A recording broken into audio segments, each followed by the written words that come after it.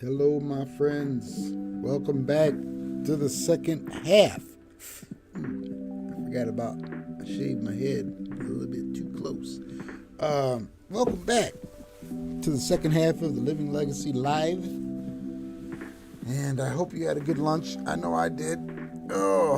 So we are back into the second session. I said that we were going to go into. There's a lot of there's a lot of noise on the controversy of Bitcoin. And I actually taped something that I wanted to share with you on this live. And this is like today's.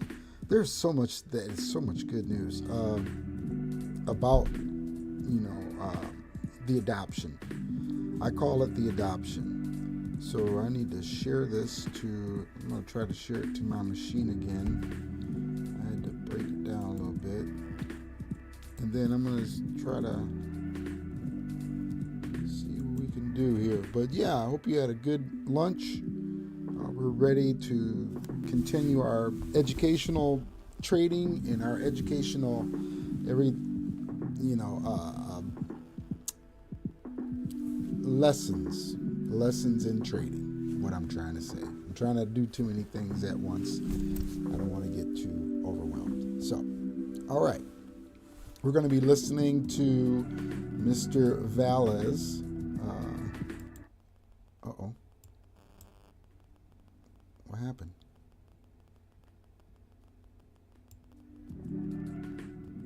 Oh. We're going to be listening to Mr. Valles, and he's going to be. This is one of his podcasts. I listened to it last night, and it made a lot of sense. Now, you have to realize that this is adult content. This is of adult nature. So, if there's kiddies around, there is slight use of words that aren't appropriate for kids at certain ages, under the age of 13, I would say.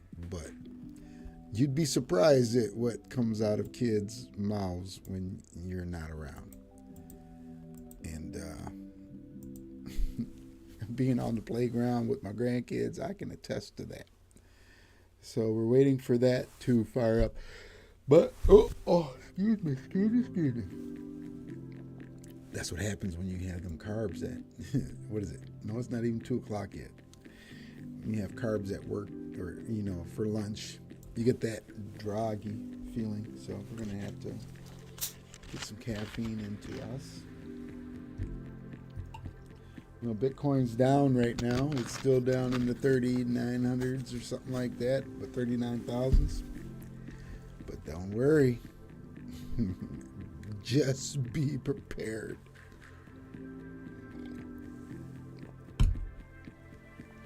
All right. Here we go.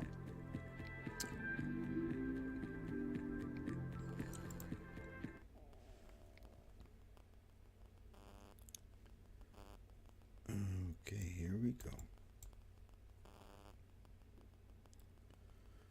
Here it is.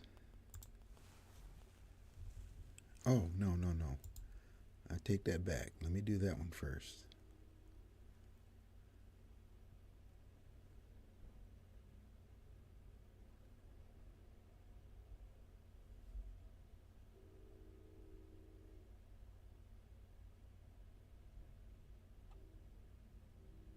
I wanted to All right.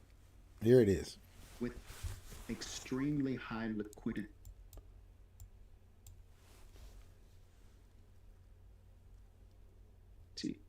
It is never down, never has a glitch, never sick at sea. It cannot be touched, bothered, manipulated, stolen, confiscated by any human being on earth or any organization or entity on earth. There is no other asset like this. And it makes it the most pristine form of collateral the world has ever seen. And because of this, it will be used as the base layer to get anything on planet Earth.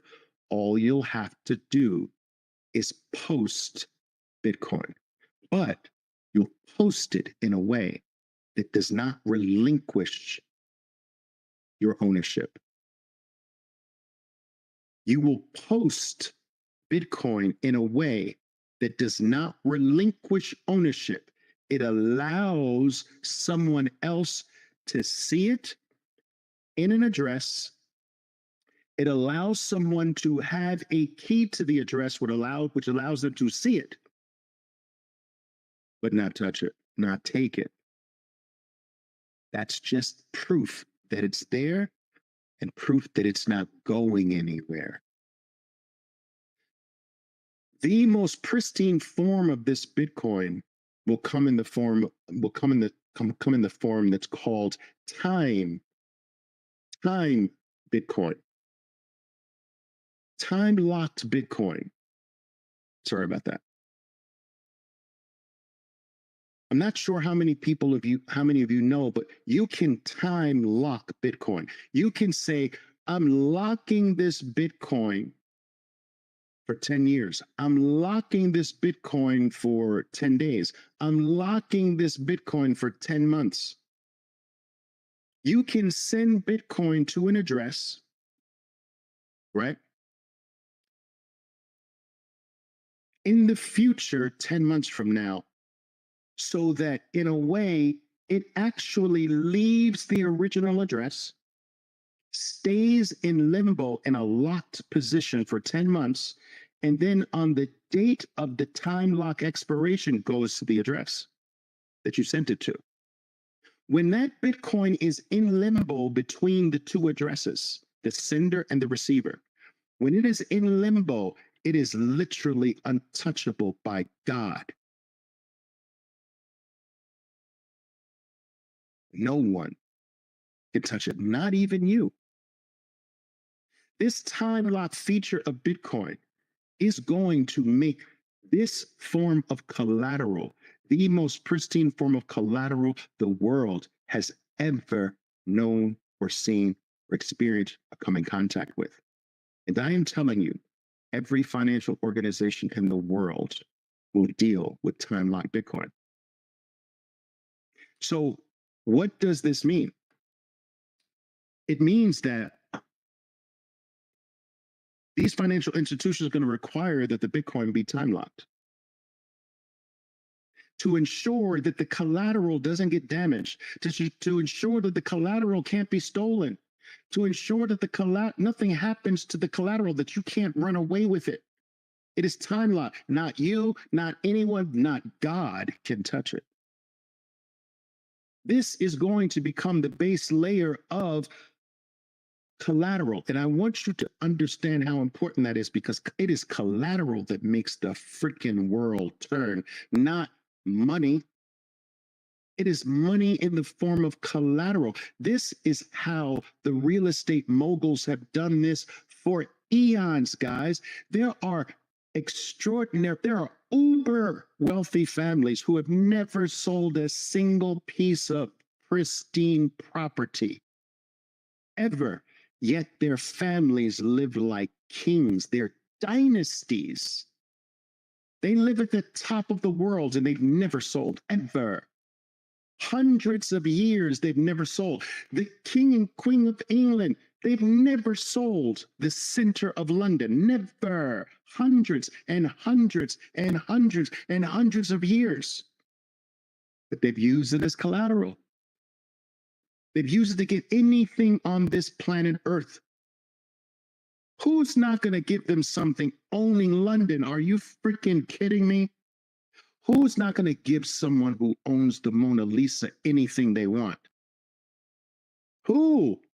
With that kind of security behind you? It's a lock. There are going to be financial services on top of Bitcoin that will make your head spin.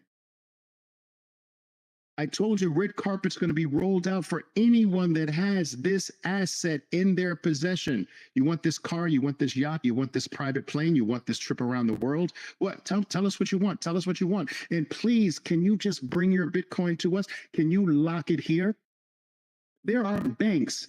As I speak to you, there are the biggest banks, the biggest financial organizations in the world right now going through the paperwork, going through the legal process to become a Bitcoin custodian. There in the future, you will see Bitcoin banks pop up all over the freaking world. I'm not talking about a regular bank, I'm talking about a Bitcoin specialty bank. They do everything connected to Bitcoin, and you will never have to relinquish ownership of your Bitcoin to get anything. And here's something else. If you play your cards properly, you'll never have to pay these loans that you get on top of with your collateral. You'll never have to pay them back because Bitcoin rises every 4 years. It's mathematically designed to rise in value every 4 years of its life forever, people. This is not something that's just, it's going to go away forever. I always remind you, my mom used to say, every time I say that, I remember my mom sitting me down as a little boy and say, Oliver, you say never all the time, but I'm telling you, Oliver, never say never because you never know. And I say, Mom, you just said never. And she says, boy, don't mock me. You know what I'm saying, Oliver. Never say never. Well, Mom, I'm sorry. I'm saying never.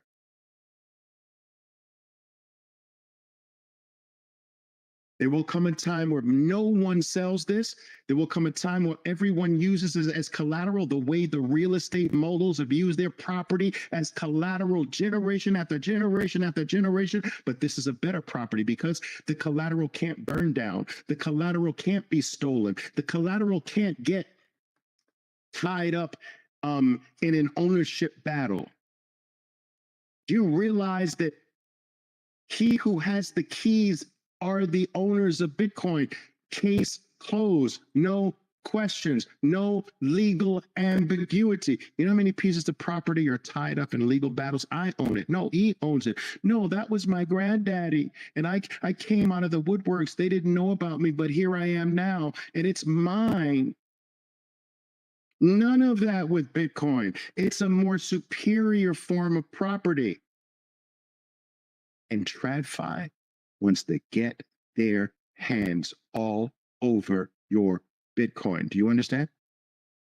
I'm not talking about rehypothecated Bitcoin. I'm talking about a world where the Bitcoin is not rehypothecated. There will be rehypothecation of Bitcoin for sure, because some dummies and bozos will do that, because you'll get better things for rehypothecated Bitcoin, which is giving them the keys and they're able to do anything with your Bitcoin while they give you what you want. But there will be a non-rehypothecated aspect to this where you don't have to give up ownership or control. Well, you don't have to give up ownership of the Bitcoin as long as the Bitcoin doesn't move. And the financial organizations and the Bitcoin banks that have quasi access to the most Bitcoin will become the most desirable institutions by Bitcoiners. The world is going to come to you, Bitcoiner. Please try to get this. The world is going to come to you because Gresham's law, this is disappearing. Right now, every millionaire can't even have a half a Bitcoin in the world today. It's disappearing, and the world is going to clamor for it. The world is going to beg for it. The world is going to want to do anything for you to gain that quasi access to it without you having to sell it. And so I'm saying that it is possible that if you play your cards right, you will never have to pay some of these loans back. So for instance, if You take, if you post 10% of your Bitcoin stash up for a yacht or something like that, or whatever it is that floats your boat, right? Well, if Bitcoin doubles, now you can take 5% of the Bitcoin back. You can take 50% of the Bitcoin back because the collateral doubled.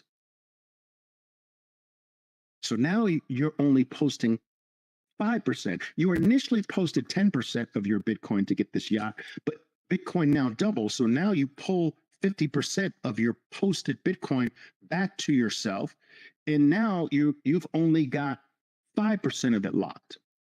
But then it doubles again. Now you've only got 2.5% of the Bitcoin locked because you took back the rest. Then it's, you know what I'm saying, all the way to freaking zero.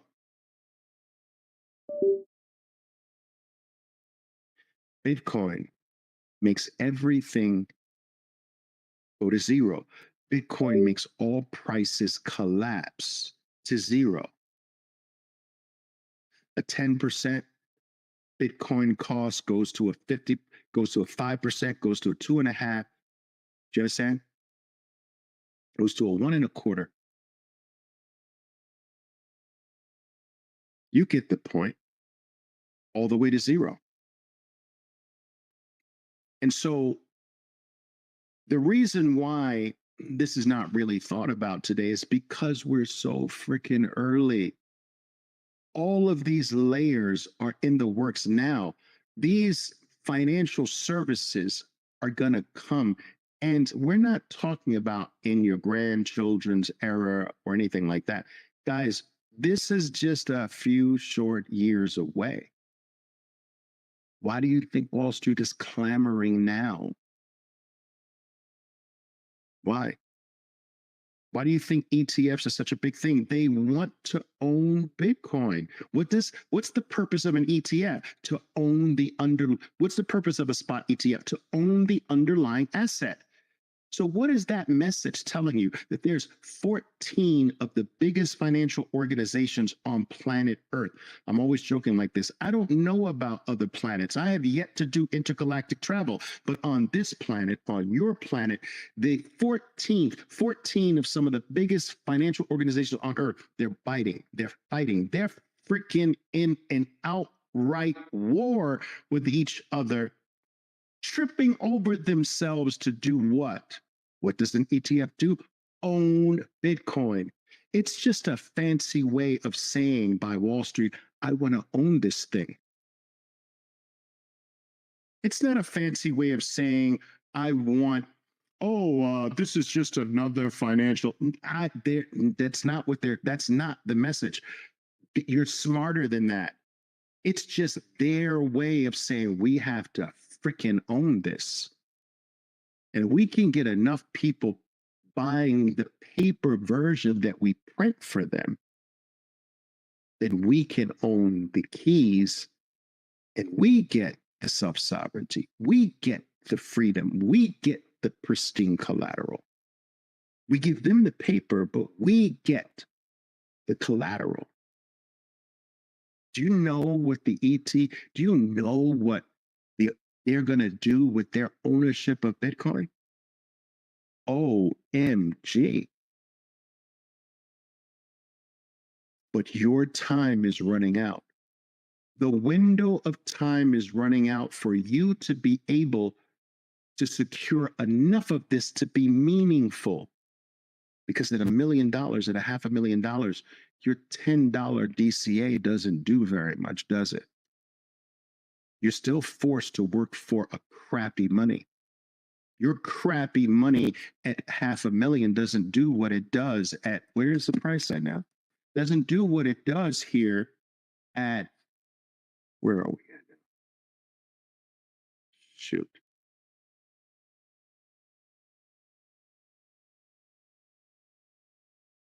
$47,000 of Bitcoin. And it's going to continue to do worse and worse. You're going to continue to have less of an opportunity to get a decent amount of this. It's going to get harder. It's going to become more and more impossible for you. Why are you even here? Why aren't you just searching right now, this second, trying to get more sats? Why are you not working? Why are you not trying to find every single possible way to gobble up as much as you possibly can? Because he who you ever hear the saying, he who has the gold rules? Well, I'm telling you, that's no longer. It is now he who has the Bitcoin rules.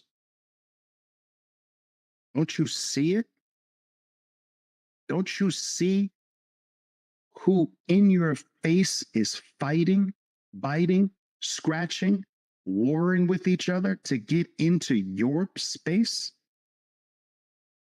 Do you understand the onslaught that they're going to unleash when all of these things can market to you? That you're going to be bombarded like you've never been bombarded before. You're going to be bombarded to give up your rights. You're going to be bombarded to take a piece of paper instead of get your own, instead of having the own keys to your freedom. Your own keys to this world I've just explained to you, this world where Bitcoin is the pristine form of collateral for everything of value on planet Earth. You're gonna be locked out. There's always people locked out of every brand new era, and you're gonna be locked out. And guess what? Your family will remember your name, but not in a positive way. For generation after generation after generation, they're going to know that we had a relative that lived during the time where you could actually buy this. Can you imagine that? He could actually buy it and he didn't. Or they're going to say, they're going to look on the blockchain and see your history because it's available for every human being to look at. And they're going to see our uncle, our great grandfather had this much Bitcoin. And look at what this idiot did. This is why our family's in this state. Or your family's going to remember your name for generations to come. They're going to remember me. Because you saw what this was. That you lived during the time and you were smart enough to gobble up Manhattan real estate. You were smart enough to hold on to it and not get tricked out of it. You decide, people, how is your name going to be remembered? I love that, Rise. Because as certain as night follows the day, there will come a day where you won't be able to buy it. I don't care what these bozos say here on Twitter. No one's going to sell you their precious Bitcoin when they can get anything in the world with it without getting rid of it. No one's going to take your stinky piece of paper for it. And if you don't believe that, go right ahead. I know how your family's going to know your name or remember your name. If this has resonated with you in any way, get over to Bitcoin Unleashed, people. Find it on Spotify, find it on Fountain, and start consuming some of these talks. I'm not doing this to generate some following. I don't need that shit right now. I'm telling you, I don't ask you for money. I'm not asking you to sign up for a freaking thing or to sponsor me. I don't do that bullshit here. Do you understand? But I'm not going to do it forever. That I know.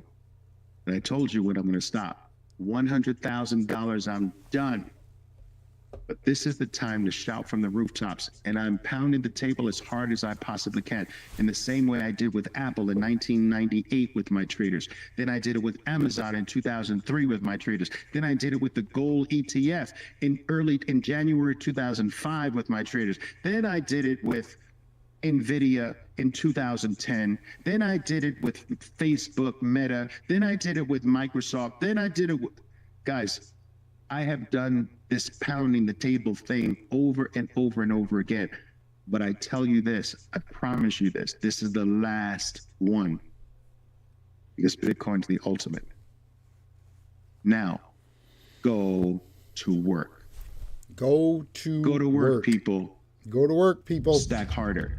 Boom. My name is Oliver Velez, All and right. I am your 13%. He is the man. I don't give a dang on what people say. When it comes to his trading techniques, they work, which you can see them working right now. This has been a very enlightening 30 minutes. I actually lost my camera, and I don't feel like shutting back down to restart it again. But, man, I sure would like to see you guys. But look, you got my little selfie there. So I'm in the corner, but I'm still live.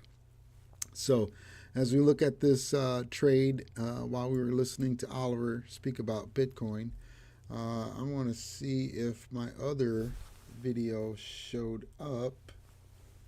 Let's see if that one showed up for you guys. This one I got today while I was on lunch. Yeah, I'm gonna treat this just like a job. If this is what I gotta do, this is what I gotta do. It's just what I gotta do. Let's see here. Did it work? No, I don't see it. Oh, here it is. File not complete. Doggone it. Why didn't it complete? Why didn't it do that? Here, maybe if I'll do it this way. Come on. I'll send it to me in an email. See, there's always a way around. I'll send it in an email to myself. See how that fear of missing out, but I'm not missing out. Needs permission.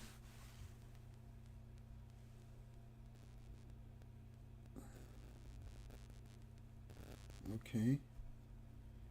What is this?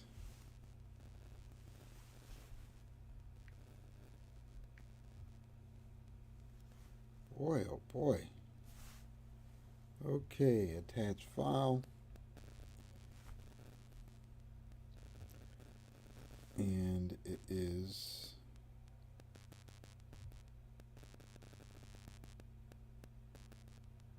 this one.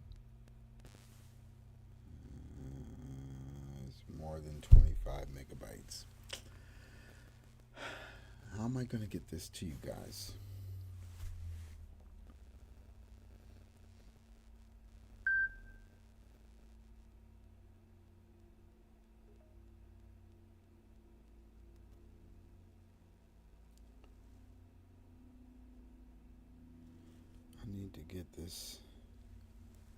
I need to get this. Hold on one second.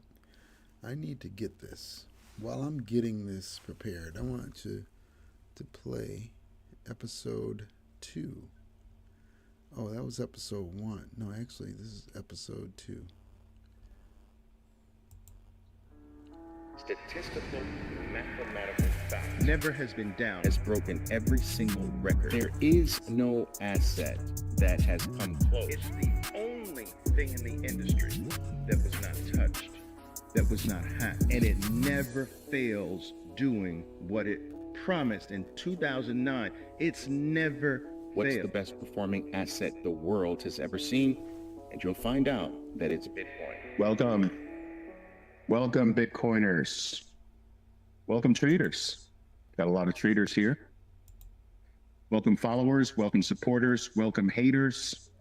Welcome to all those who are old followers here. And also welcome to those who are new. I'm not quite sure what happened, guys, but my Twitter or X account went up by 600 followers in less than 24 hours. I don't know why. I don't know where the source of that is. I believe it's due to my Berkshire Hathaway post, which got a far greater amount of engagement than most of my posts do. Maybe that was it. But if you're new here, welcome. We'd love to have you. I'm seeing the change in the nature of many of the responses I got, and that's what actually made me quickly take a look at what is going on, because I've gotten accustomed to the nature and the quality of many of the comments that come back at me through my various posts, but somehow today it changed. And it changed obviously because I was reading a lot of comments and responses to my post that were from people who are just haven't been here for a while. And that's perfectly fine. I will have to be honest with you and tell you that's a bit frustrating at times, because, you know, when a whole bunch of new people come on board and start from scratch on a lot of things that we've been dealing with on a day-by-day, week-by-week, and sometimes month-by-month basis, it's almost as if I have to start all over, laying the groundwork, teaching things or sharing things from the basic levels. And so that can be a bit frustrating. A lot of people are erroneously believing as though I'm trying to build some large following here on X. To be very frank with you, it is far more productive, in my opinion, when your account is not large. That when if it remains if it retains a certain amount of quaintness, for lack of a better word, I think that is far more productive. It gives me the ability to actually get to know you a little bit. It also gives me the ability to almost interact with every single one of you, and to get a bit more personal with you. I can see now, even at this particular level, it's becoming a lot more difficult for me to do that. And I actually regard that I regard that with a tad bit of sadness, to be quite honest with you. But that's not to take away from my welcome for anyone who's new here today. If you are not familiar with me, my name is Oliver Velez, and I do call myself a 13%er Bitcoiner. That does not mean that I promote a 13% allocation to Bitcoin. I consider a 13%er one of the rarest groups in the world. And they are a subset of Bitcoiner. They are a subset of the Bitcoin community. You see, the Bitcoin community, or Bitcoiners, for lack of a better word, they are rare in and of themselves. Less than 0.5% of the entire world has, quote unquote, adopted Bitcoin. And what I mean by adopted Bitcoin, I mean they hold Bitcoin. They have recognized it as valuable enough to hold it. Less than 0.5% of 8 billion people actually hold Bitcoin. So just by virtue of being a Bitcoiner, you are extraordinarily rare in this world. Well, a 13%er is actually rarer than a Bitcoiner itself, because a 13%er believes that there is nothing else. A 13%er believes that there is no other alternative. A 13%er believes that Bitcoin is not an invention by a man or a group of men, but Bitcoin is a discovery, because they believe that Bitcoin is the manifestation of digital scarcity, and scarcity cannot be invented by a human being. And if Bitcoin is the manifestation of a scarcity that we discovered in the digital world, then it is not an invention by any stretch of the imagination, that it's actually a discovery. And discoveries can't happen twice. You can't have two versions of a discovery. There's only one fire. There's only one number zero. There's only one electricity. These are things that once discovered, you can't have a second one. There's no fire 2.0. There's not even an internet 2.0. And so the 13%er goes that extra mile, having gone deeper down the rabbit hole to realize, holy shit, this is not just another financial product. This is freedom. That this is the ultimate financial freedom that human beings have largely been searching for throughout humanity. You see, throughout all of humanity, humanity can largely be summed up by the search for a sound way to store time.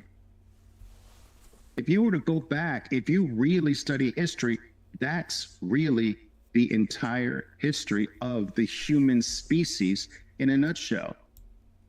You see, there was a time during our existences where we were not able to generate excess. That plentifulness, is that a word? I think so. That plenty did not exist for human beings millions of years ago. That there was just pure scarcity everywhere. There was scarcity with calories. Calories weren't plentiful a long, long time ago. Calories aren't plentiful for a portion of the population today, but a long time ago, the entire human race dealt with calories as a scarce resource.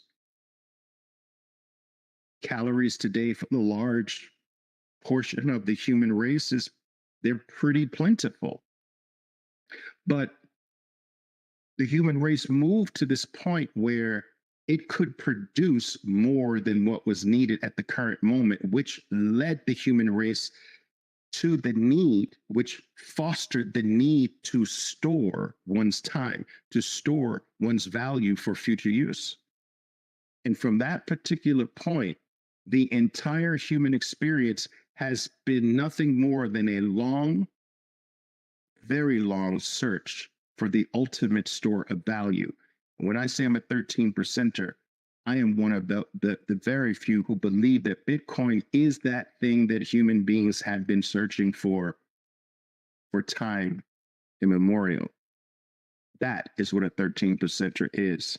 And I introduce myself, Oliver Velez, as one of those 13%ers. And it is my mission all the way up to Bitcoin reaching $100,000 in US dollar denominated terms to try to convince you to be a 13%er as well. Now, I will say this for the benefit of those who are not used to my live spaces, I do not pass the mic. I found that my style of delivery, the manner in which I share my information and the limited knowledge that I have is just best done without me passing the mic. And so I will tell you that if you request the mic, it is going to be for naught. All right. I also want to let you know that this space is being recorded, so you do not have to sit here and listen to me blab. You can come back and listen to it later. The last thing I want to tell you before we delve into the topic today is that each and every one of my live spaces does wind up on my Bitcoin podcast. That Bitcoin podcast is named Bitcoin Unleashed. And if you find anything of interest that I have to say here tonight, I strongly encourage that you follow me there, that you find Bitcoin Unleashed on Spotify. And I'd really like you to find it on the Fountain app, because the Fountain app gives me the ability to take an hour and a half long talk with you and to chop it up into these neat little smaller bite-sized clips. And so while you have the full episode that you can watch, you can also digest the entire episodes in these neat little 2 to 8 minute, 6 minute, 4 minute clips, which I find to be quite productive. I'd will tell you, for those of you who are relatively new here as well, that I do not consider myself a Bitcoin expert by any stretch of the imagination. In fact, I consider myself a baby. I have taken on this experiment on Twitter, on X, choose the name, choose the poison of your liking. I've decided to use this platform to basically grow together in real time with you. I can be wrong. I won't go as far as saying that I am often wrong, but maybe I am, but I'm not going to go as far as saying that. But I can be wrong. I stand to be corrected. I bring zero ego to this. And my adoption of Bitcoin and making it the center of my life after poo-pooing it for quite some time is living proof that I do not let ego get in the way of freedom. I do not. It might appear as though I'm egotistical, but no, I'm just steadfast. All right. All right, guys. So let's talk about our topic here today. What is it? What did I name this thing? Let me just make sure I get this right. How to get everything you want in the world. I wish I could add those words to the title. We're going to talk about how you get everything in life you want without ever selling your Bitcoin. Listen to me carefully. I got a lot of flack right here today on my notion, on my belief that the day is coming where no one's going to sell Bitcoin. No one's going to accept a government printed bullshit piece of paper for the most precious thing on planet Earth. I want you to understand that Bitcoin at $150,000 a coin, which is a stone's throw away right now, $150,000 a coin becomes the most valuable asset on planet Earth outside of gold today. Now, I ask you, what do you sell number 1 for? Number 17, number 7, number 30? What do you sell the best thing in the world for? I'll ask you something else. What do you think the most owned asset in the world is today? It's Apple stock. Why is Apple stock the most owned asset on planet Earth? Because it's number 1 outside of gold. You, as a portfolio manager, as a financial expert or professional, you cannot not have some allocation to Apple. Why? Because it dominates the S&P 500, it dominates all the indices, it dominates the financial landscape, and you will never get fired for holding some allocation to the number 1 asset in the world, Apple. You'll never get fired for that. You'll never be looked at bad for that. It doesn't matter how bad Apple stock performs, you're going to be okay if you say, well, I'm holding Apple. And so what do you think is going to happen when Bitcoin overtakes Apple as the number 1 asset, knowing today that only less than half of 1% of the world actually holds it? And even less than half of 1% of the entire financial community, the global financial community has access to it. What do you think is going to happen when Bitcoin becomes the number 1 asset and they have to hold it? It is going to go into the freaking stratosphere. That's what's going to happen. The world is short the upside of Bitcoin, people. I want you to understand that. And I know I'm speaking to a lot of people who don't have a financial background. I have almost 4 decades. I dedicated my entire life to financial markets. I've done nothing else. I breathe and live the markets for 44 years now. 37 of those years as a professional. I've never had a plan B. I never did anything else. I have zero other expertise. But I will tell you this. I do understand that a lot of people here may not know the terminology. So let me back up and just say this. Being short, most people are familiar with, but being short, the upside is something that I think all of you should understand. You see, you can have a short position in something. That's one thing. You're betting to the downside, but you can be short the upside with zero bet whatsoever, which means that you are indifferent to what it does. You just don't have it. But at a certain point, Bitcoin's going to reach a certain point at which the worlds will have to have it. Guys, listen to me carefully. You have to have an allocation to number one. It is not a choice. You may not like number one. When Bitcoin becomes number one at $150,000 a coin, you may not like it, but you have to have it. You may hate what it stands for. It doesn't matter. You have to have it. Every financial institution, every bank, every insurance company, every pension fund, every hedge fund, every mutual fund is going to have an allocation to Bitcoin. It's not going to be a choice. You have to have number one. Now, let's go back to my original question. What do you sell number one for? You have to think about this. As Bitcoin becomes number one and continues to distance itself from everything else, becoming more number one and more number one and more number one, what do you actually give it up for? It starts to become not only intellectually stupid. My father used to say, never underestimate the power of stupid, Oliver. But at a certain point, it becomes intellectually dumb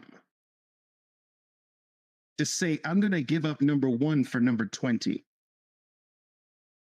And my point is that as Bitcoin becomes more and more number one, a larger and larger number of people will realize, if I let this go for number 3 or number 7, when I come back for it, it might not be there. Or if it's there, it might be 4 times more the cost. And so fewer and fewer people will sell Bitcoin as its value rises. This is a natural phenomenon. It is not a theory. It's a freaking fact. And let's consider this. Years ago in Bitcoin's cycle, the all-time HODL rate was something like 40%. So the all-time high 1 year HODL rate was like 40%. So basically, you had a scenario where 40% of all the Bitcoin outstanding didn't move in a year. The HODL rates were relatively low in the early days because of the idea that Bitcoin was a peer-to-peer cash network. Is supposed to buy pairs of socks with it, and coffees and danishes and dot. And so because Bitcoin was in that era where people approached it as just something you use it for other things, the HODL rate was relatively low. But that 40% 1 year HODL rate went to 50% over time as the value rose up, which means that 50% of all the Bitcoin that ever came into existence didn't move in a year. And then it became 60%. 60% of all the Bitcoin that ever came into existence didn't move, stayed dormant. Then it became this cycle. Then it became 70%. Today, something like 74 to 76% of every single Bitcoin that exists today hasn't moved in a year. These people don't give a fuck. Do you understand? You can take the price down, they're holding. You can talk bullshit, they're holding. You can write a negative article, a foot piece, a hit piece, they don't care. They're not selling, they're not moving. Some stupid politician can take the podium and have some ridiculous congressional Senate hearing knocking Bitcoin. They don't care. The HODL rate went from 40 to 50 to 60 to 70. And guess where it's going next? 80. And then guess where it's going next? 90. And then guess where it's going after 90? For all of you intellectually challenged folks out there, it's going to 100. It's imminent, people. You don't sell high value for less value. I'm not making this up. People are arguing with me here today as if this is my theory. This is freaking historical monetary history. It's fact. It has happened to every single money that has ever existed. The good money is always held and the bad money isn't. So let's talk about this, guys, because really what I am speaking of here is actually what's called Gresham's Law. Now, for anyone who wants to do their own research, and I strongly encourage that you do that, I want you to look up Gresham's Law. You see, Bitcoin is disappearing.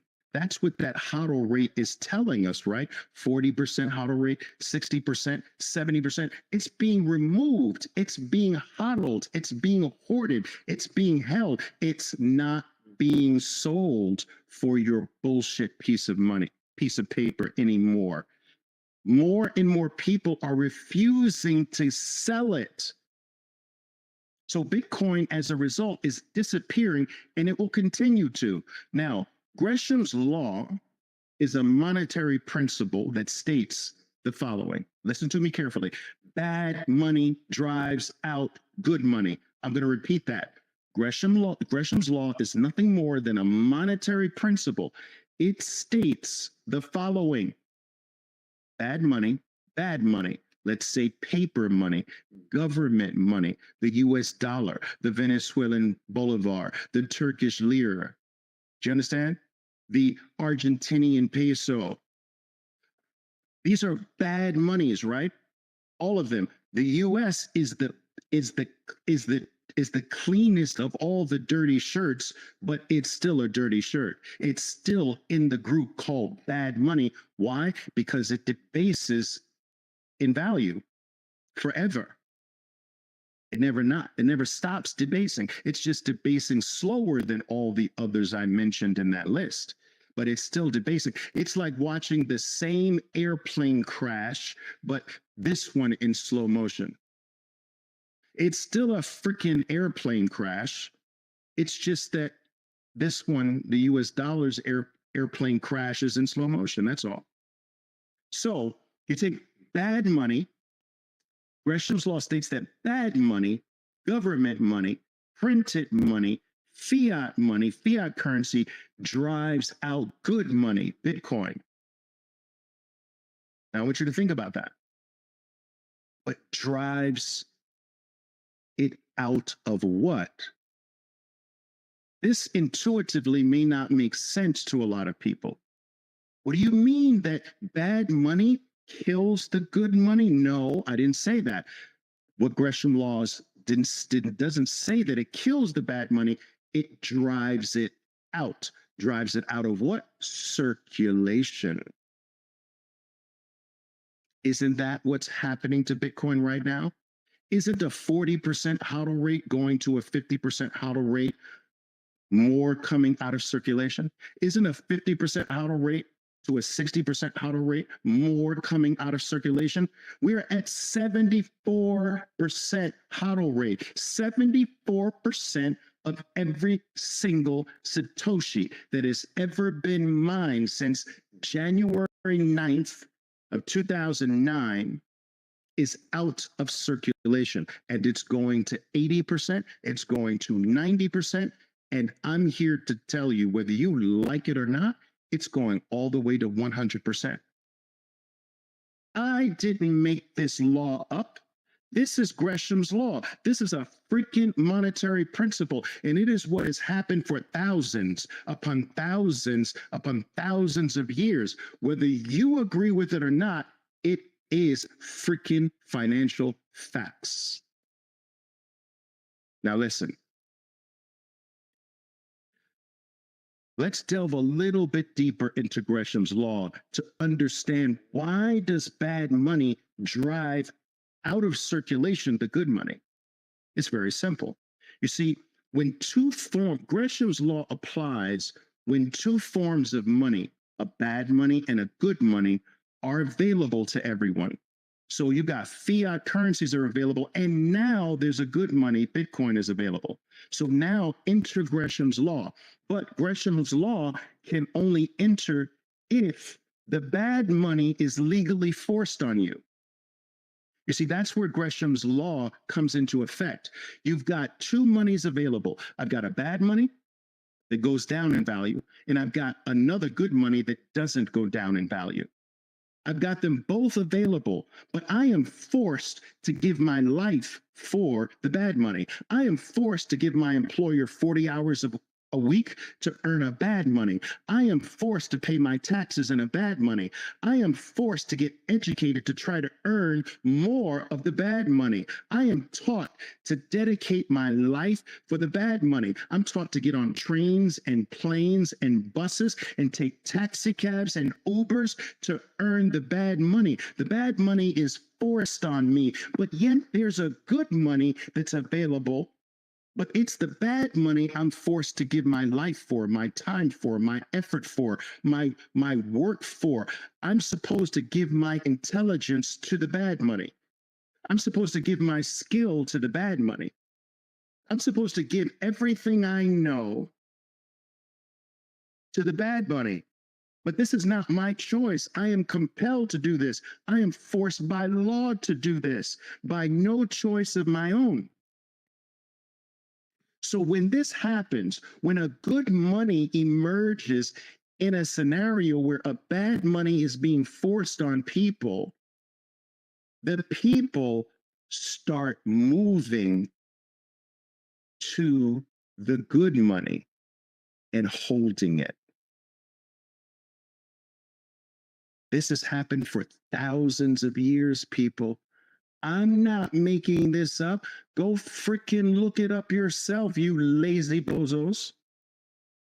This is not my theory. You see, if a good money doesn't emerge, you're just stuck in prison. You're stuck as a slave, being forced and compelled to work for another man's coupon, another man's piece of paper. But when a good money emerges, as it did January 3rd, 2009, when a good money emerges over time, people begin to put a little bit in the good money and hold it. And that starts to increase. The bad money goes a little bit into the good money and they hold it. The bad money goes into the good money and then they hold it. They hold it. They hold it. They hold it. And this is how the good money is being held. And another way of saying it, it's being removed from circulation. It's not moving because you're hoarding it, because you're hodling it, because you're saving it.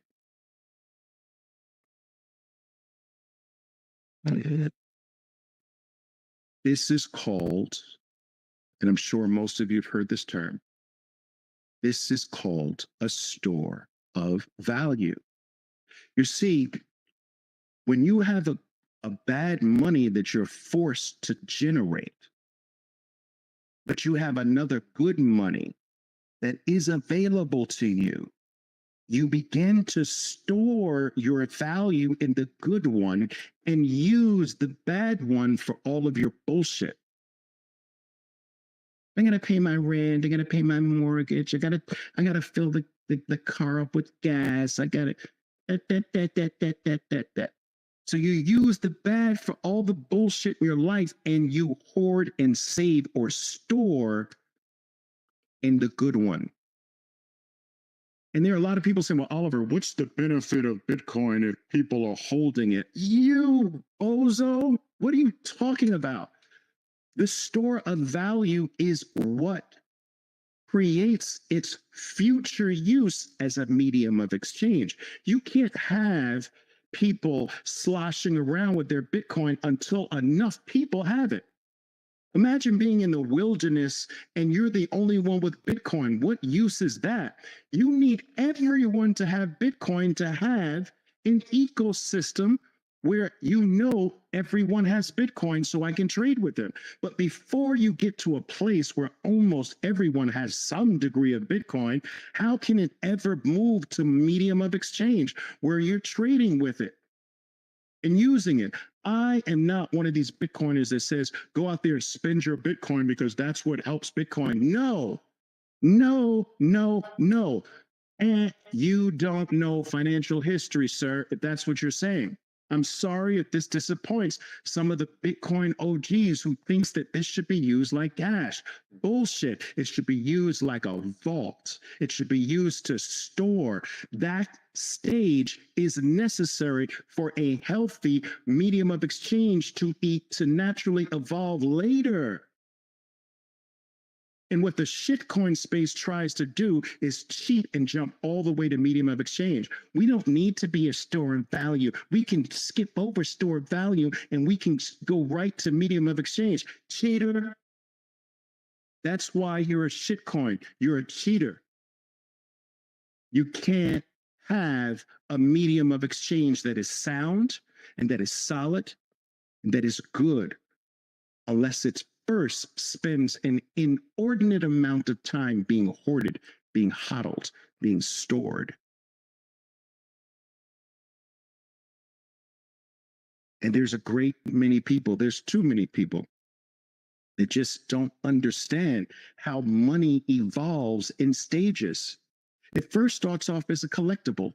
And then it moves itself into a store of value. Bitcoin today is a burgeoning store of value. It's in the beginning of its store of value stage. We don't want to rush the store of value stage. We don't want to rush the Gresham's law era of this money right now, because the store of value phase is the biggest and most exponential number go up phase. The medium of exchange is after number go up, after prices, after value stabilizes, and it becomes a stable store of value that eventually naturally morphs into a trading item that's more a medium of exchange. But we don't want to rush medium of exchange, because the number go up phase, the wealth creation phase, is everybody hold on to this. Don't spend a freaking single Satoshi. Now, I'm being a little facetious with that. I do walk around with a hot wallet with, a small amount of Satoshis because I like to support any company today who's bold enough to basically say, I accept Bitcoin, a coffee shop, or whatever it is. I do that, and I do that gladly. What I'm talking about is spending it in bulk and spending it seriously. We don't want to do that today. It is not ready for medium of exchange, and we don't want it to be ready for medium of exchange. Let this Gresham's law phase do its magic, do its work. Let the good money drive, let the bad money drive more and more Bitcoin into the pockets, into the vaults, into the addresses and the wallets of millions upon millions of people. We want this to be taken out of circulation. That means that the money is becoming more and more sound. No one stores in a freaking crappy money. Why do you think idiots are throwing money up in strip clubs and throwing money up in the air and buying bullshit purses with other men's names on them and $2,000 belts and bullshit like that? Because the money is bad. Because if the money was good, they wouldn't do that with it. If the money's going to be less next year, you might as well spend it now, right? But what if the money's better next year? Then you say, whoa, wait a minute. Shoot, I am buying this Tesla right now for $45,000. But this could be a $200,000 purchase in 6 months. You see, you double think. You're like, whoa, wait a minute. This could turn out to be the most expensive Tesla has ever sold. I'm buying it for 45,000, but this amount of Bitcoin that I'm buying it for could be worth 250 and then 500,000 and then $1 million. No, I'm not buying that with my Bitcoin. And we need that stage. So when money is being hoarded, when it is not being spent, when people refuse to give it to you for bullshit, like pieces of paper, that's when you know it's sound. Gresham's law is revealing to you what's sound. And I am here to tell you, people, a 74% HODL rate where 74% of every single Satoshi that's ever been mined hasn't moved an entire year with all the ups and downs, a big giant 74%, 78% bear market to the downside, and still 74% hasn't budged. That is Gresham's law shouting through a freaking megaphone. Bitcoin is sound. The bad money is driving Bitcoin into the pockets of people. It is driving it out of circulation. That's a good thing. That's a good sign.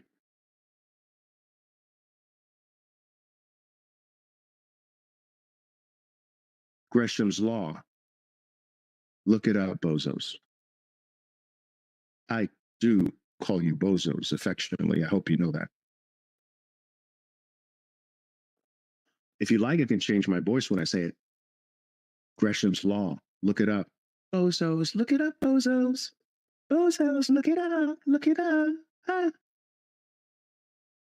All right. Now, a similar monetary All law. right. So I have to yeah, touch on this, guys. we're I'm going sorry. to end it there because as soon as I turn my back, I can't show my camera, but look how this coin reacted off of the 20. Remember when I said it would respect the 200 unless it was violent? This is what we call violence. Look at that elephant bar. The elephant bar went right through the 20 and took off, okay? Got up here to 43. We didn't put a stop loss. We should have, or not take profit, but we took profit at 66 cents. Let's see if I'm right. 70 cents. Okay, so we got 70 cents on that one. So you can see that the strategy and the technique is hey, 70%. So let's count them. Let's see. This is from the 15th. Okay, this is the 22nd. Let's see. This is 23rd. So what was it? It was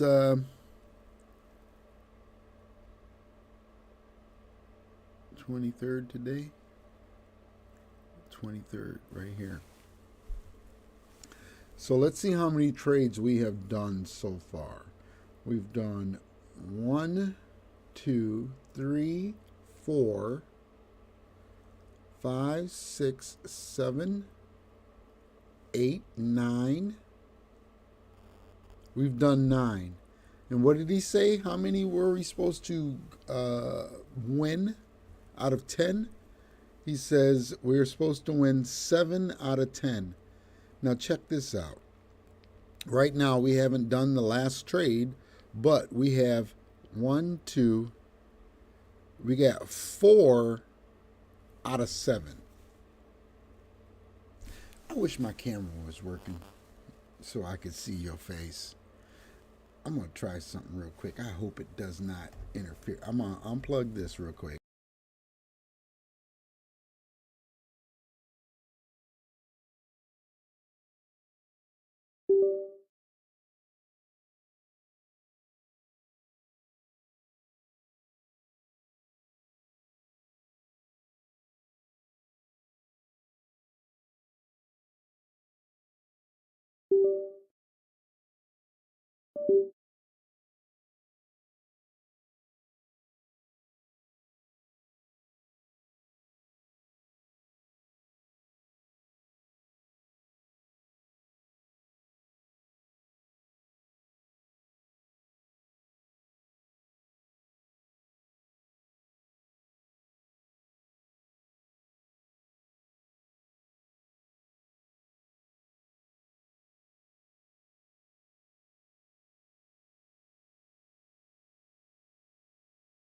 show, this is basically showing you what you're going to be dealing with as you become a trader for just the edge.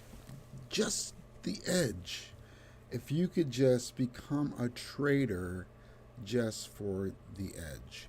So, man, I wish I could see you guys. I want to see your faces. Let me see if I can do this. Let me see if I can do this. I'm going to try video capture device properties. Oh, there we go. There we go. Ask and you shall receive. Hi, I'm back. So now the thing is that I have to shrink myself. Whoop. Shrink myself some more. And we're going to take my little selfie. Or actually, we'll just go ahead and put myself right over that selfie. There you go. So, like I was saying, man, I got to get my coffee. I'm sorry.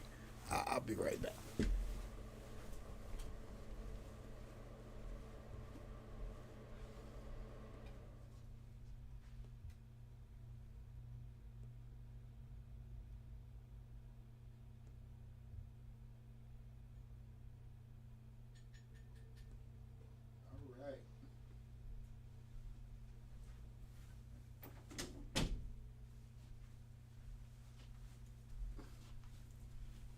I'm back. Okay, so I'm back now. I got my cup of coffee. I gotta have it. But listen, these educational pieces,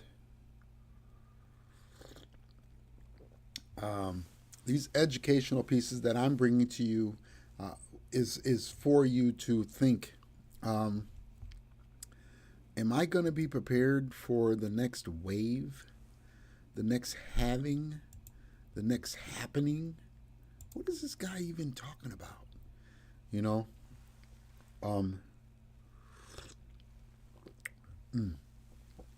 that's some nice coffee. It's caramel. But look, folks, let's get serious here. We're getting to the age where I am looking after some of my elders, okay? And it's hard to keep up with the care of those elders as the price of medicine and healthcare costs go up. I'm just reaching out to you to try to get you to realize that you can have an edge just by holding the property. Take $2,000, buy some coin, hodl it, hold it, don't sell it. This is why I'm teaching you how you can take just your fiat money, multiply your fiat money in the trading platform, and then you take the earnings from the trading platform and you can pay your bills and you can do whatever you choose to do. But my thing is that don't miss the opportunity, because once it gets up to the price where it's over $100,000, guys, buying little bits and pieces isn't going to matter. You know, I'm just saying. So, anyways, okay, so we're going to look for this. We're going to look for this other trade. We're going to look for another trade. I think, seeing how this trade has been out down here, it's going down again, and it's doing the same thing it's always done. It goes down, it comes up. It goes down, it comes up. We've noticed that we were at the low of 453. We're setting lows of 453. So now this last final trade I'm going to place, I'm going to place it for a buy because I do believe that we are still in a buying trend. Let's verify that. And you can see that we are in a buying trend. Even though this 200 needs to meet that 20, we can place a down trade. We could do that, okay, and make that up. But look how strong those up pushes are. That's why I said, it's better off maybe we're going to make a trade to the upside because of these strong pushes. We know that it's going to go down. We should have waited until we came down to the lowest low, which I think I'll probably will take the 15 cent. Well, it'll grow. But see, the thing is that when it goes down, it goes up.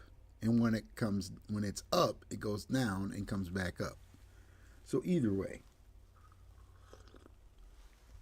we're up by 2 cents right now. We're going to set our stop profit at 60 cents. We were proving a point today that this analogy, that if we can just build off of the foundation of gaining of the foundation of growing the account off of 10 cents a pip, that's going to be here, I can see it better here. That's 0.01 lot size at 10 cents at 2 number increments. Does that make sense? Okay, that makes sense to me too. All right, so we got a buy trade in. We're going to set our stop loss at here at 4.435. 4.435, which is only, that's a negative $3. I'm not losing $3 on that one. So we might have to go with, how about this one? We'll go with this low at 4645. 4645. Let's see. 4645. All right, 4645, which is 90 cents, negative 90 cents. I'll risk a negative 90 cents to gain. We're going to have to change that TP. So we're going to change that TP to $1.60. Oh, excuse me. So now we have a stop loss at 90 cents. We're going to risk losing 90 cents to gain $1.60 from 94 cents. So the thing is that if you don't have to look at raising the price of the stock or commodity, you just raise your lot rate.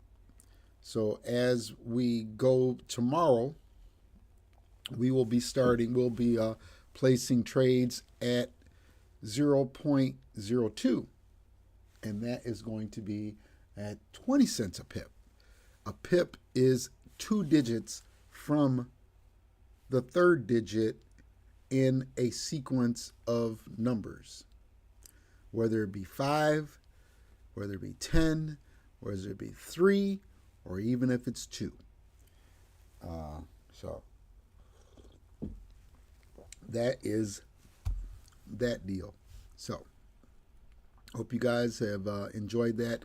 Now, as we go into the we're like running late. We're running behind because I listened to that Bitcoin Unleashed last night, and I couldn't sleep because I had to have more Bitcoin. So now we're going to go into Tara Brach, and she is going to give you a little insight on releasing fear. I like to incorporate this into our lesson today because of the fact that even if you can unload past traumas that you don't realize that are so subtle inside of you that keep you from advancing to whatever you want to be. Learn how to get rid of that old excess baggage. That those feelings, those things, they don't matter anymore. It is 2024. I know people that are still holding on to stuff from 1999 or it could be longer, and you can't live that way. You're not designed to live that way.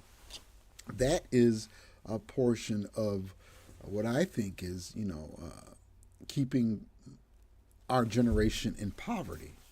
So it's my duty to at least I can say, hey, if I'm standing in front of a judgment, or I don't know if there's going to be a judgment, we don't know yet, but I can say, And of course, Mark Twain's famous comment, most people.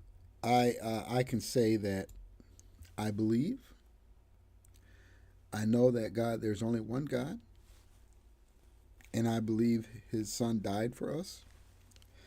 Whether his son is Muhammad, whether it's Jesus, whether it's whoever, there was a purpose for these teachers to enlighten us. So, there is a purpose for this trading psychology session that we will then, right after this session, we will go right over to Trader TV Live until we can find a good source of news that we can follow that isn't across the border. That's the only gripe I have. These guys are in Canada.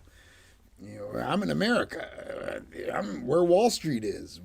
I should be able to have access, and you should be able to have access to really good content here in the good old U.S. of A. All right, here we go. Tara back.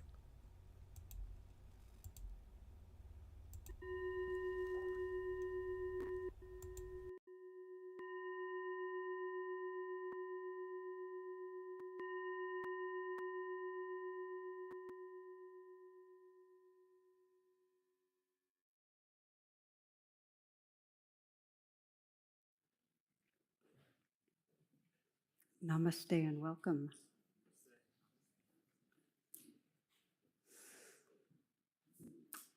Throughout the meditation world, we hear regularly about the importance of present-centered attention. And there's one story of a kind of contemporary Buddha figure, person who falls out of a 15-story window. And as the story goes, around the 8th floor, someone sticks their head out and says, "Hey, you doing okay?" And this Buddha guy says, "Well, so far, so good." And what I like about that is that obviously for most of us Buddhas in training, we're hooked by the anticipation of what's to come. We don't stay that right here. Rather, we're pretty chronically, especially due to our negativity bias, anticipating that around the corner something is going to go wrong, or when we hit bottom, it's going to be like we're crashing. And so we have a real strong tendency and conditioning to worry and to obsess. And of course, Mark Twain's famous comment, most people know this these days, the worst things in my life never actually happened, So a lot of that worry and obsessing is for naught. And this is our predicament, that we've moved through a lot of life moments in the tightness of fear, a lot of life moments. And I think many of us can feel in our nervous system as a society that the fear and anxiety is spiking right now. Would you agree with that? Okay, yeah. So the common reaction when greater there's fear, the more actively and reflexively we go to trying to control things. And then we end up causing trouble to ourselves and others because rather than feel the fear, we try to control. Okay. So let me just invite you to check in right from the start. Of course, we'll be doing more reflections as we go, but you might check in your mind and just sense your life and some situation that feels stressful.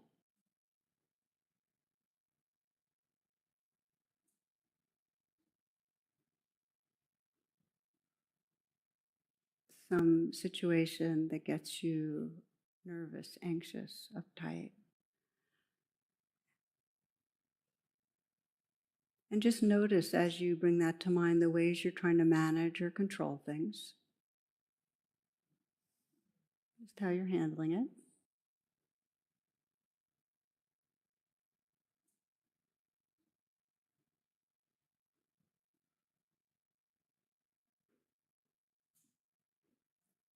And then zero in a little more, sensing the situation and what you're imagining and anticipating is troublesome.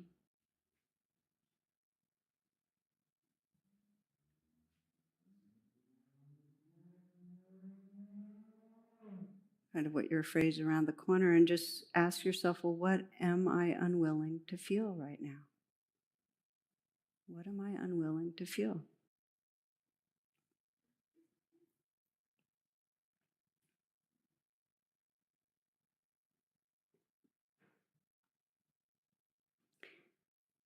And then when you're ready, open your eyes.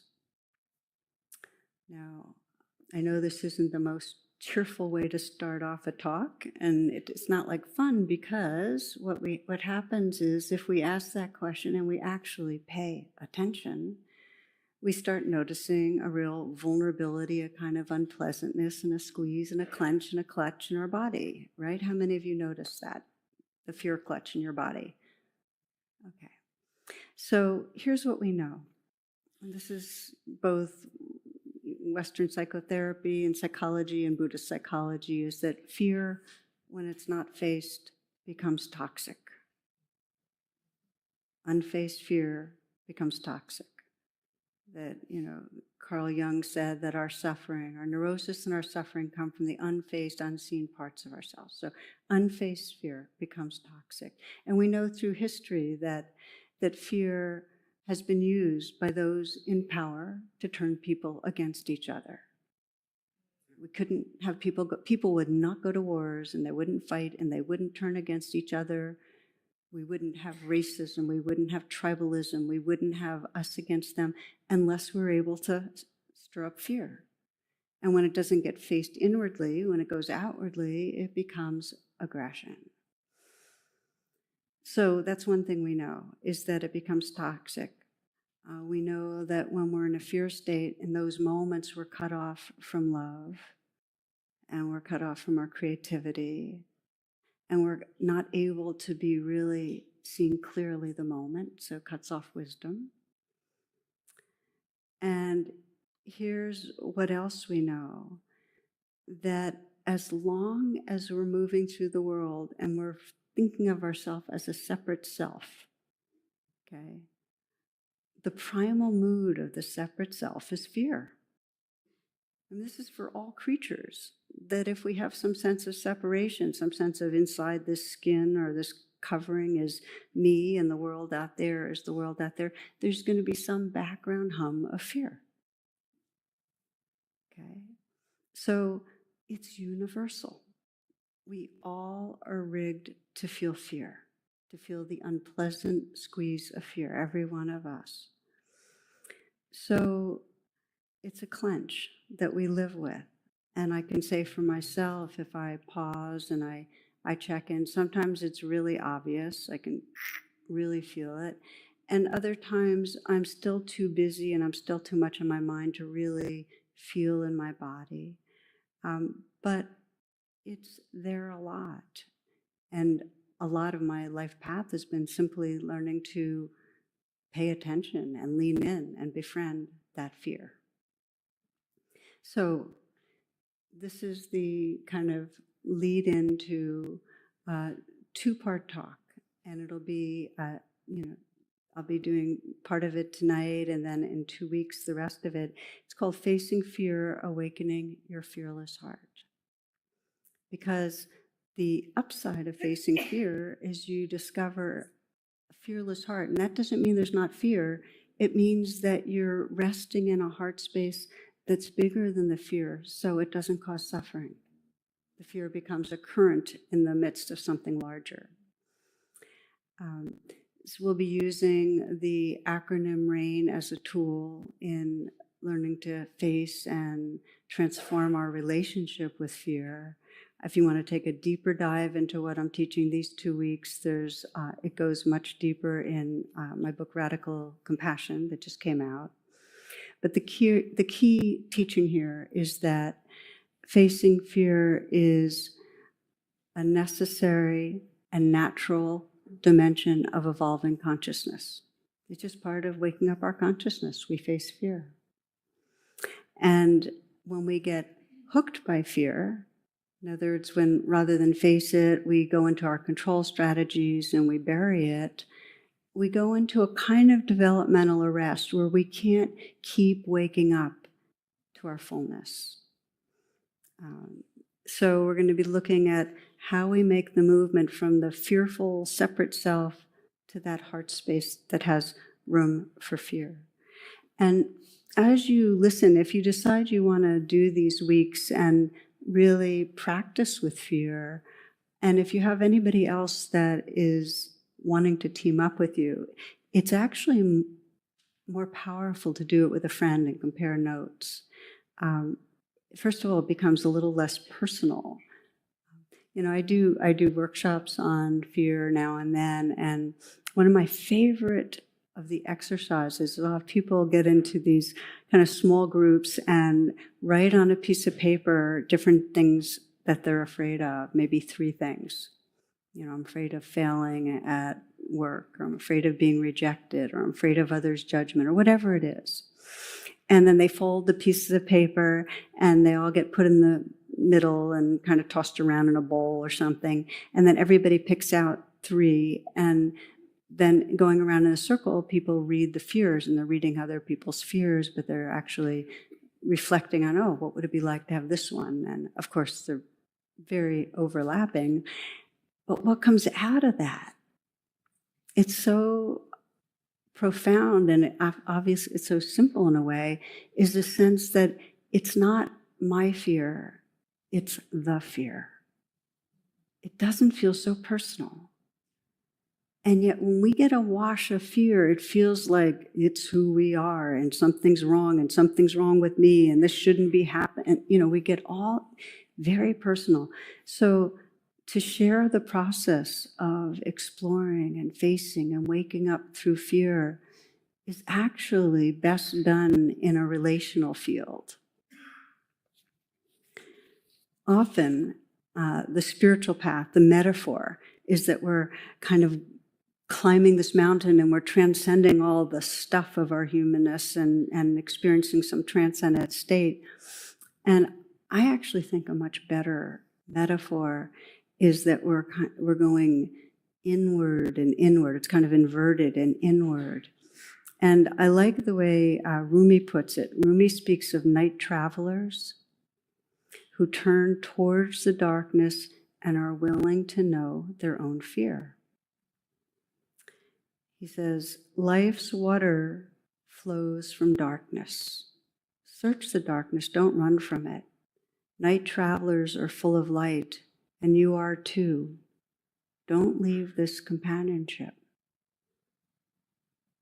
So there's this message that in our togetherness, we can bring the light of awareness and the light of presence and go in and in and in, the hurts and the fears, and discover within our very essence, the shared essence of timeless, boundless love.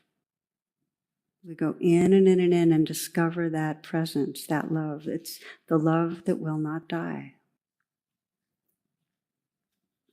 So the message here is that if we want to be on this pathway of facing and transforming our way of relating to fear, the attitude is key.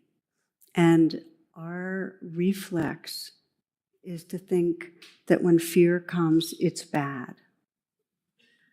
Right? I mean, isn't that what happens? We think it's bad. We think something's wrong, that we're feeling it. It shouldn't be happening.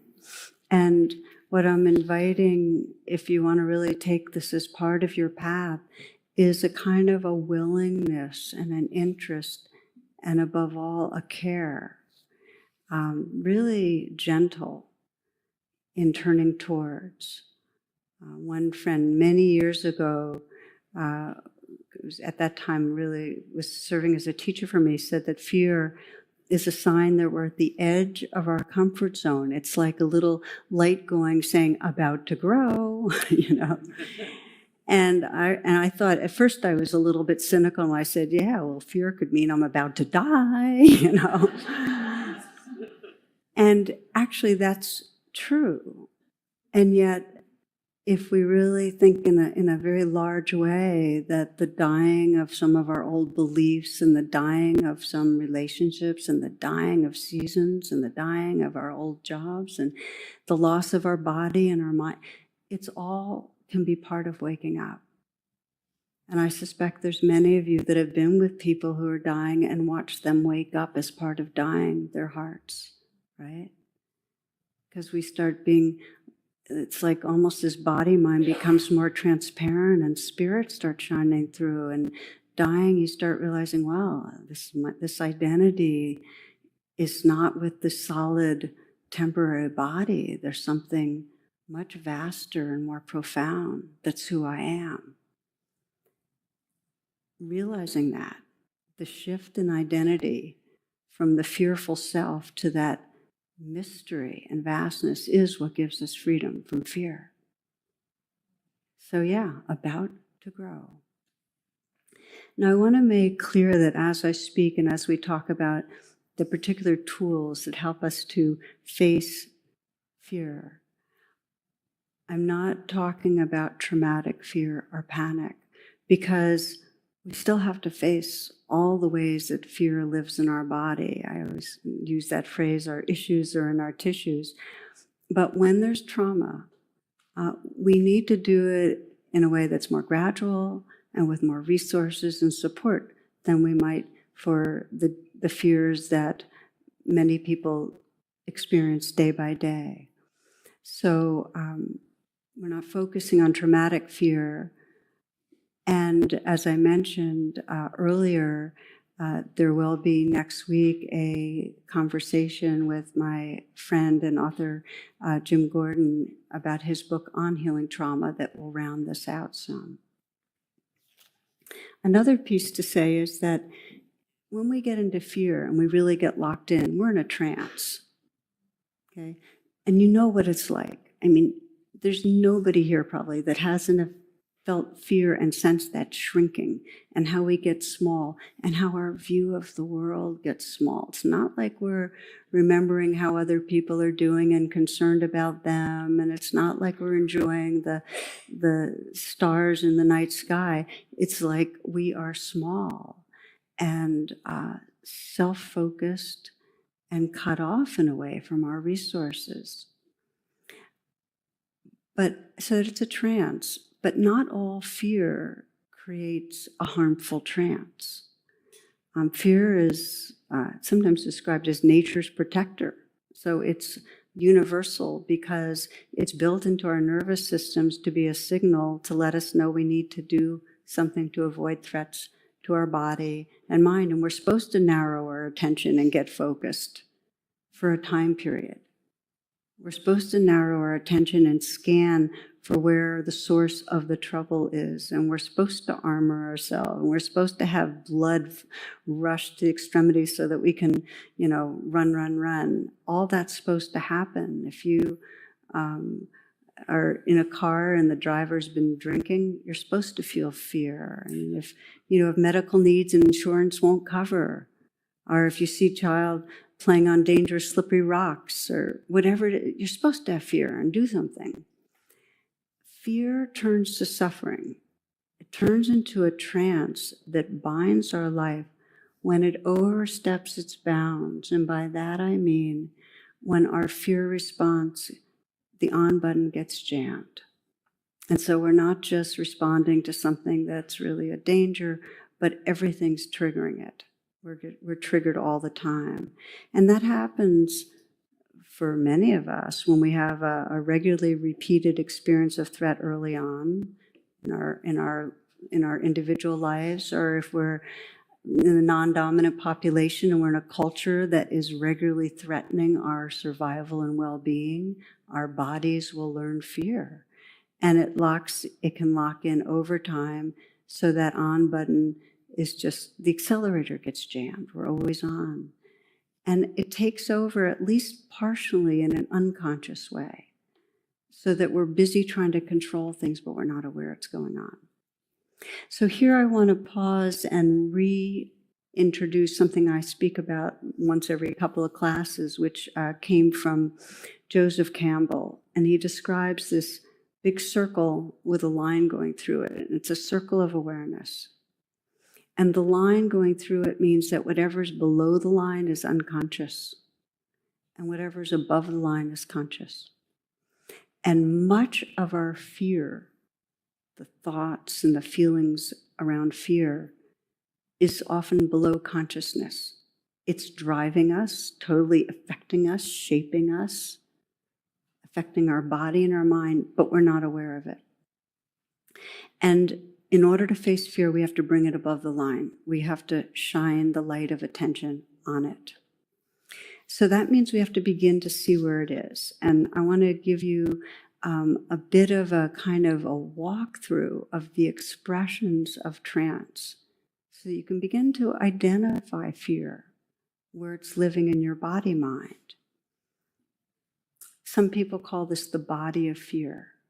When you're habitually caught in fear, but you're not aware of it, and it's controlling your experience. And you can see through your body, your mind, and behaviors, these patterns. Now, what happens to the body when there's fear, especially fear from an early age, is the body gets really tense or it gets really numb. You either lose contact with it or it's really, really tight, or both. Shoulders can get knotted up and raised, the head forward, back hunched, chest sunken. The heart and belly, heart armored, the belly tight. And in a way, it's like we put on a permanent suit of armor. Now you might be listening and you might say, check, check, check, check. We all have it to some degree. I mean, we all have, the on button is pushed on a lot for a lot of us a lot of the time. One Tibetan teacher said, we're like a bundle of tense muscles defending our existence. So that's the way the body reacts when we're in that trance of fear. It armors itself. Well, what does the emotional body do? It's interesting. If you have any really difficult emotion and you scratch below the surface, you're going to find fear. It's like all roads lead to fear. Fear's the existential experience that is, impacting everything. So when fear is unprocessed, when we haven't faced it, it's like it's there in our body. It's like, imagine a flow, it's torqued. It's like a hose that's gotten torqued. So that energy isn't it's not in our full consciousness. It's kind of being resisted, but the water's still running. So it takes different expressions. Unfaced fear turns into physical illness. We know that. I mean, there's tons of research of the effect of stress and what happens when we are in a stress reaction for too long. So there's the physical illness. It takes shape as chronic anxiety and worry. Anger is a big one. Look at anger and the look underneath, and you'll usually find your way to fear.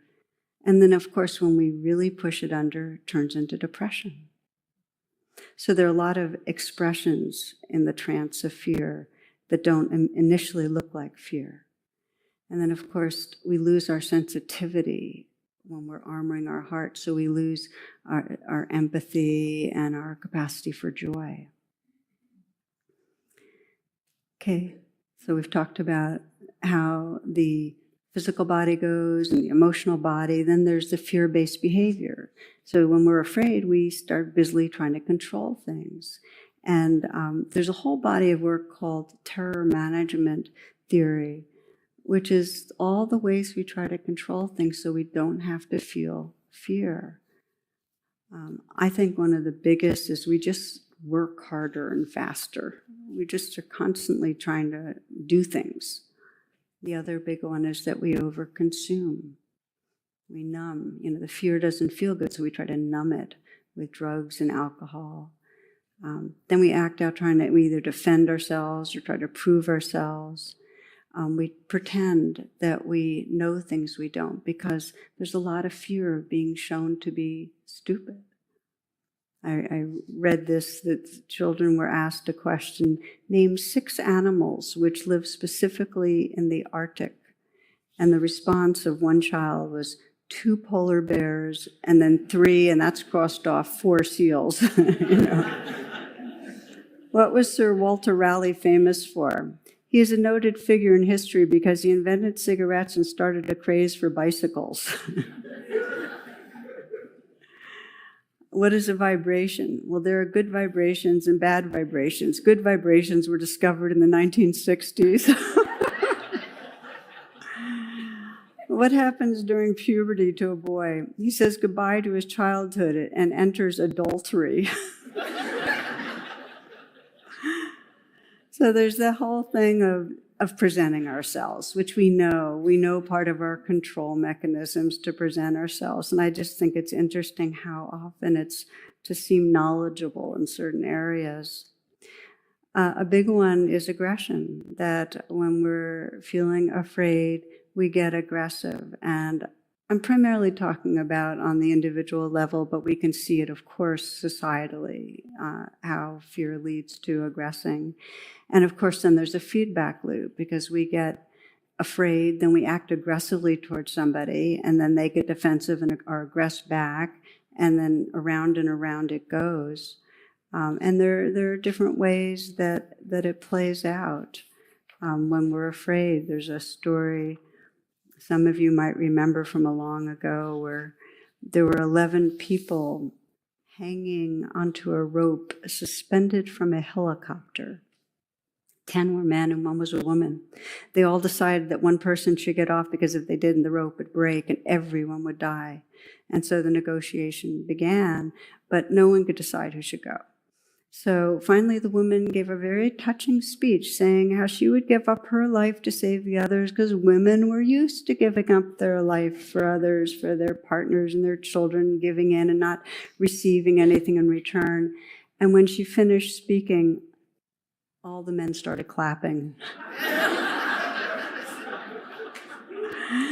So there's aggressive and there's passive aggressive. So I'm being playful because, we all have these terror management strategies where we're just doing the best we can to try to get away from feeling fear. We all do it. Then we have fear thoughts. The fear in our body could not be sustained if we didn't keep on cycling through our worry thoughts, our fear thoughts.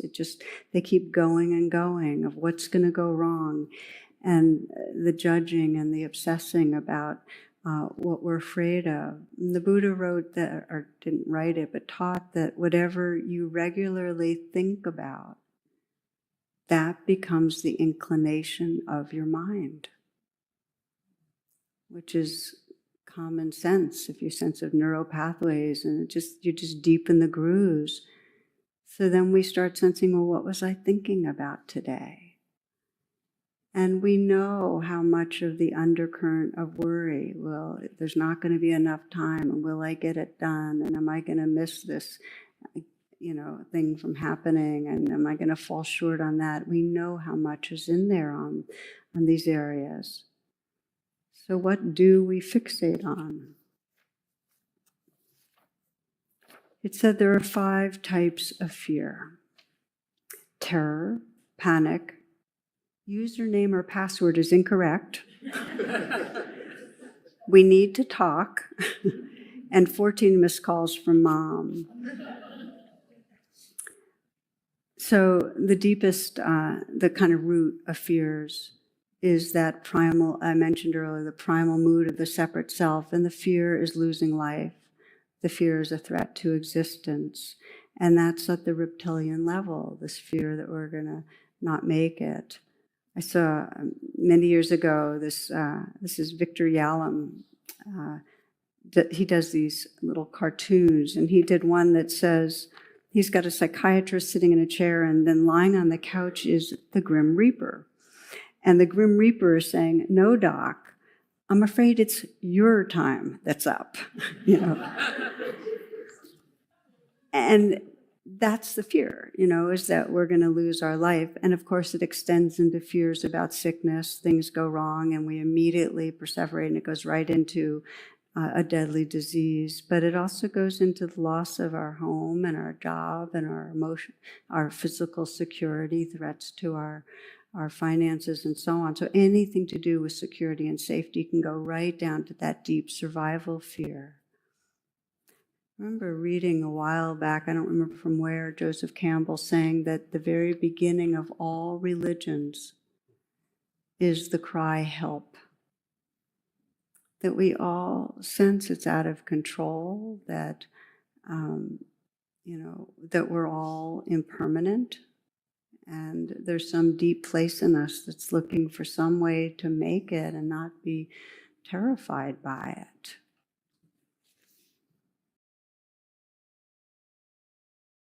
So, hey, thanks. It's coming up on the 3:00 hour.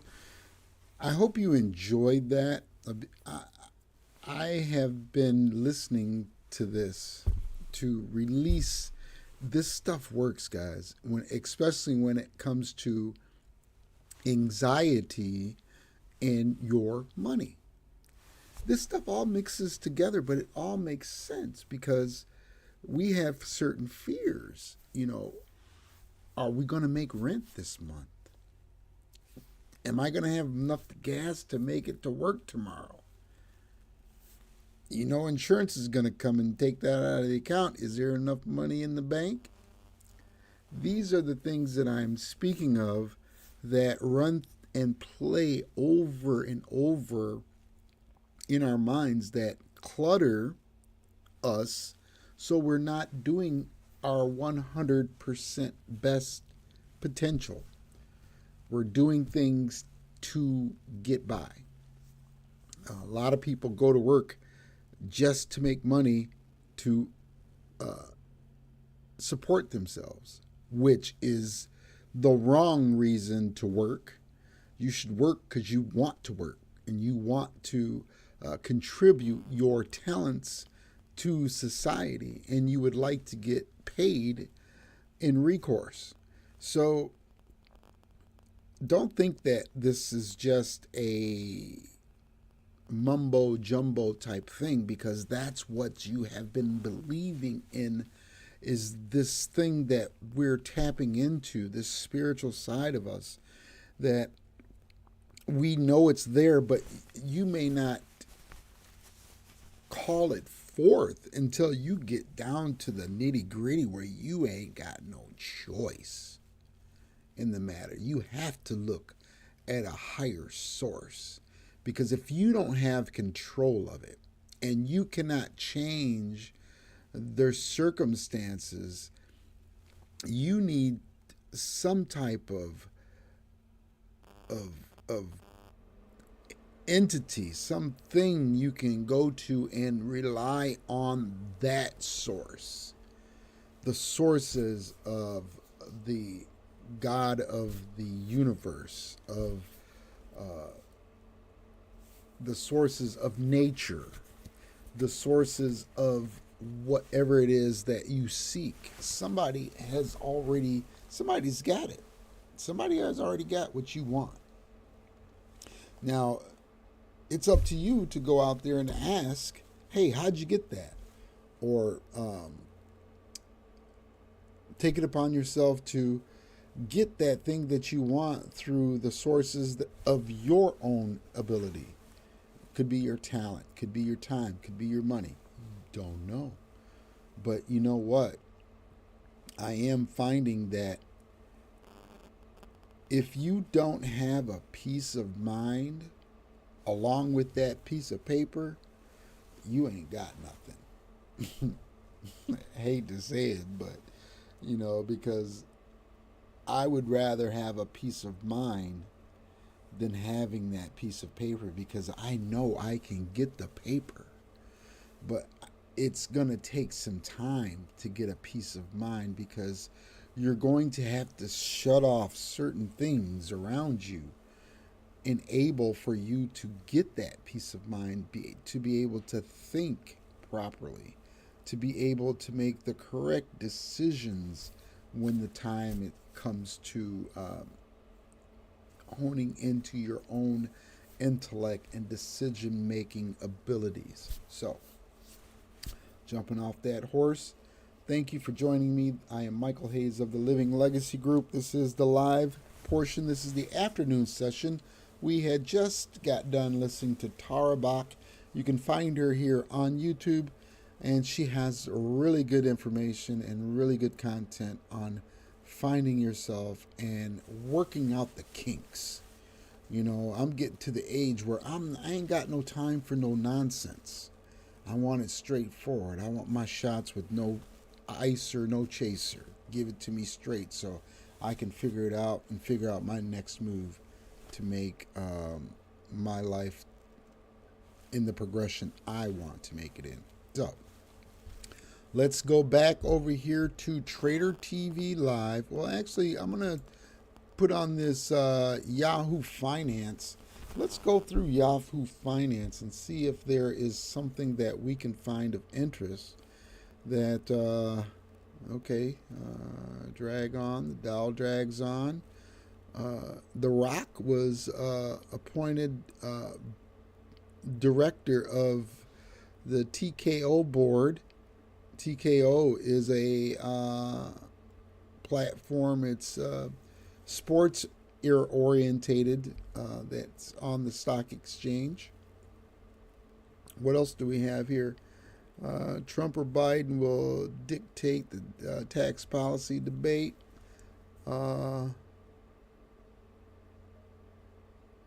Here we go.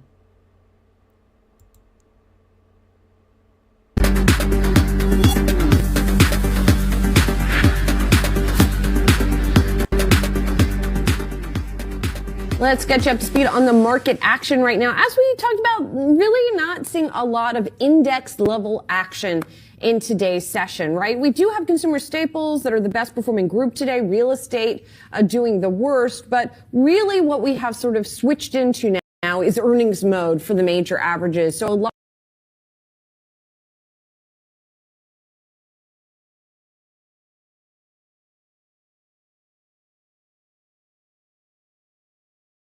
in that index, the S&P 500 doing better, up about 1/5 of 1%, and the Nasdaq up 1/4 of 1%. And Julie, let's stick with those earnings results you mentioned. Let's go there. We got a slew of earnings results before the bell today, giving us insight into how companies are feeling about the year ahead. Verizon beating the street with its revenue for the fourth quarter and blowing past expectations for its postpaid phone net additions. So Verizon reporting, Julie, good news if you were long the name. And I think the key metric here is really company's consumer group. It added 318,000 mobile subscribers in the quarter, and that beat the street's expectations. Obviously, Verizon competing in a very tough market here. You got AT&T, you got T-Mobile. So this was a nice bogey to hit. In addition, because the net gain here comes after 3 down quarters. We know the company making changes, in that business. For example, they talk about offering more flexible pricing plans, and that seems to be having an impact. Looking ahead, equally importantly here, they're calling for adjusted profit in 2024 between $4.50 and $4.70 per share. At the midpoint there, that does just edge higher than where consensus was at. Now, when we see a day like this, a big pop, we ought to remind people not everybody loves the name. So what are some reasons for skepticism? You see a 6% pop like that, you might want to think about, we should mention, people who are kind of lukewarm. MoffettNathanson, for example, smart group of analysts, they cover Verizon, and they were arguing to their clients this morning, kind of reviewing their results. They were saying, listen, yes, it's cheap.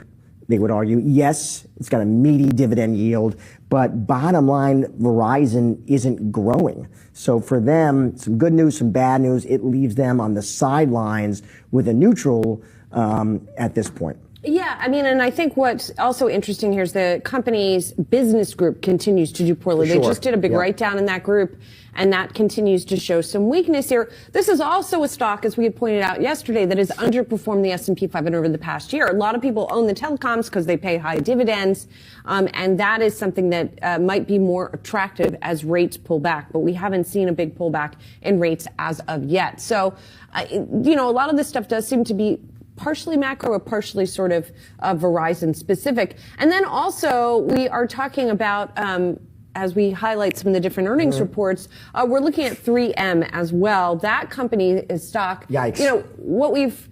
And I don't think we did this on purpose, by the way. Verizon's the best performer in the Dow. Yeah. 3M is the worst. Yeah, not so so that's good. the push and pull that we're seeing today within the Dow Jones Industrial Average. And 3M is winning, so to speak, right now. It is weighing more heavily on the Dow, and that's why we see the Dow underperforming today. The company's forecast for profit and sales growth this year below estimates here. The company has done a lot of restructuring. It's cut a lot of jobs. It's tried to cut its expenses here. Where the concern seems to be is not with that side of the equation, but with end market demand here. A lot of analysts saying that we are seeing really mixed demand for their end markets. Industrial demand still not great. Retail spending slow, according to the CEO who talked to Bloomberg and said that slumping electronics markets are stabilizing. That's on the plus side. But really, it's sort of lumpy, so to speak, in terms of end market demand. So if you're looking sort of across the industrial spectrum, if you will, maybe there's some read through there from 3M as well. And we're going to have to see what many of those other companies say. Yeah, with 3M, it's interesting too, because you mentioned that restructuring. And that was such a big part of the story last year because they had this restructuring effort. They were cutting jobs, and that gave this kind of lift to results last year. Not helping right now, and the stock is down more than 20% now over the past 12 months. A lot of times when you see that, you would expect to see maybe some financial analysts move in and upgrade, but actually, if you're sitting on the sidelines, then you are exactly where most analysts covering this name say you should be. Yeah, exactly. All right, let's broaden it out here and talk more about earnings season writ large. Of course, it's starting to heat up this week. We've seen a few profit beats. Forward outlooks have been underwhelming, depending on who we're talking about. For more on earnings and if weak guidance could put a damper on the market, we want to welcome in David Sekera, Morningstar Chief U.S. Market Strategist. Hey, David. So, as we are partially through earnings season now, what is kind of your big picture read through here? Are we going to see sort of this continued pressure perhaps on stocks from some of these numbers? As you mentioned, I think it's going to be very idiosyncratic over the course of the next couple of weeks as earnings come out. Yeah, we do have GDP, we have PCE coming out this week, so I think that's going to drive some market volatility when those numbers come out as well. But I really think it's going to come down to individual stock selection. You talked about Verizon, earlier on the show. Again, that's a stock that we rated 4 stars. Coming into earnings, it was trading at almost a 30% discount in our view to our fair value. Pays a nice, healthy 6.8% dividend yield. So after earnings, I know our analysts maintained, our $54 per share fair value estimate, noted that this company is just executing on all fronts. But even more importantly, I think we have a differentiated investment thesis from the rest of the street at this point. And I think what we're really looking for, and we're actually starting to see some indications now that the wireless industry is going to actually start acting more like an oligopoly going forward. And as such, they're going to compete less on price. They're going to be able to start seeing their operating margins, rise over time. So I think that's a big reason why we think Verizon and AT&T as well are also very undervalued today. And what about, what's interesting, Dave, so in terms of where you see opportunity here, talk about communications, you also like real estate, even with concern about urban office valuations, obviously that gets a lot of attention and headlines, David. Yeah, so I think real estate's got a number of different things, going for a lot of negative sentiment in the sector overall. And of course, that being driven by valuations for urban office space, an area I would still personally want to shy away from. But we see a lot of value in, the real estate sector, overall away from that. A couple of different stock picks that we like, one is going to be Realty Income Trust. That's the one we actually think is going to be the most correlated to interest rates. And we do expect interest rates to come down over the course of this year. We're looking for the 10-year to average about 3.5% this year and fall even further to 2.75% next year. So I think declining interest rates is going to give, a good tailwind, overall for the real estate sector. But a lot of those other, subsectors within real estate, like the healthcare area, we see a lot of interesting valuations today. David, is there any area that is not going to get a tailwind from those interest rates coming in? Well, there's a couple of different areas of the market that we think have just run up, too far, too fast. One of them being the technology sector overall. While it was one of the most undervalued sectors coming into 2023, Morningstar U.S. Technology Index was up, I believe, 59% last year. At this point, it's trading about 5 to 10%, overvalued in our view. So I actually see, better opportunities, to lock in some profits in the tech sector, take those gains, put them into some of those areas that lagged last year that are still undervalued. It's interesting, Dan, when we talk about tech, it wasn't so long ago, we would have plenty of bulls come on the show and say, listen, part of the reason they were bullish about 2024 is because they expected to see this broadening in the rally, David. But really, as we sit here in January, we're all just talking about big tech again, right? I mean, can the rally continue if it stays so focused, or no, it does need to broaden? It does need to broaden. So when you look at the market, last year, it was so concentrated, in the Magnificent Seven stocks. Coming into last year, a lot of them were very undervalued. I mean, 6 of those 7 stocks were either 4 or 5-star rated stocks in our view. At this point, it's exactly the opposite. 6 of those 7 stocks are actually now all 3-star stocks. They're all pretty close to fair value in our view. We actually think Apple has run up too high. That's now a 2-star rated stock. So I think that story is behind us. That's a 2023 story. When we look for value today, now broadly speaking, we think the market is pretty close to fair value. We're not seeing, a lot of upside away from just kind of, normalized returns going forward for the market itself. But when we break it down, we do see value in the value sector. So value stocks as a category do trade at a 10% discount to our fair value. I think that's a good area to overweight today. I'd probably underweight core stocks, maybe underweight growth stocks slightly as well. But we also still really like, the small cap sector. Small cap stocks on average, trading at about 16% discount to our fair value. On a historical basis, that's still, very undervalued. So I do think that those will end up catching up over the course of this year, especially more into the second half of the year. David, if I may go back to tech for a moment, I mean, maybe you weren't saying it, but man, if I had $1 for every person in the last year who told us the rally has to broaden to continue, and it didn't broaden and it continued. Right? So, I mean, I understand what you're saying about the valuations being different now than they were then, but it hasn't come to pass. I'm just wondering what exactly is going to change. Like, are these tech companies going to disappoint with their earnings, or what will be the catalyst to have that flip? Yeah, I think it's a number of different things. I mean, from just that top-down macroeconomic outlook, we do expect that the economy is going to soften. We're looking for, 3 sequential quarters this year of the rate of economic growth slowing, bottoming out in the third quarter. But we are in the soft landing camp. We're not looking for a recession. We think it's probably only a 25% probability. And even if we do have a recession, our U.S. economics team think it's going to be, relatively short and shallow at that point. We also do think interest rates will end up coming down over the course of this year as well. So between, the economy slowing but not going into recession, I think that's going to weigh on the tech sector. We're not going to see the same kind of earnings growth that some people might be, pricing in at this point. And with interest rates coming down, that'll make some of those dividend stocks, looking better as well, which also will then help prop up the value category. David, thank you so much for joining the show today. Appreciate your time and those stock picks. Well, thank you.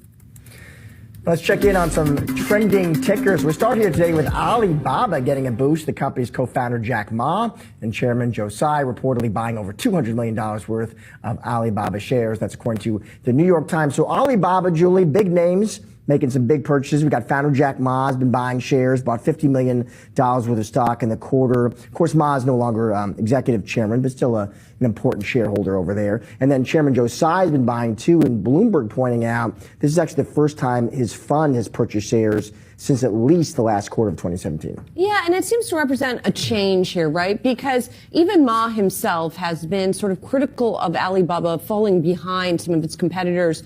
Temu Group, for example, owned by PDD. So there's, so this seems to represent a vote of confidence, if you will, in the company that he founded. And I think that's part of the reason why we are seeing other investors follow him. The other reason, of course, is the stock has done so poorly, right?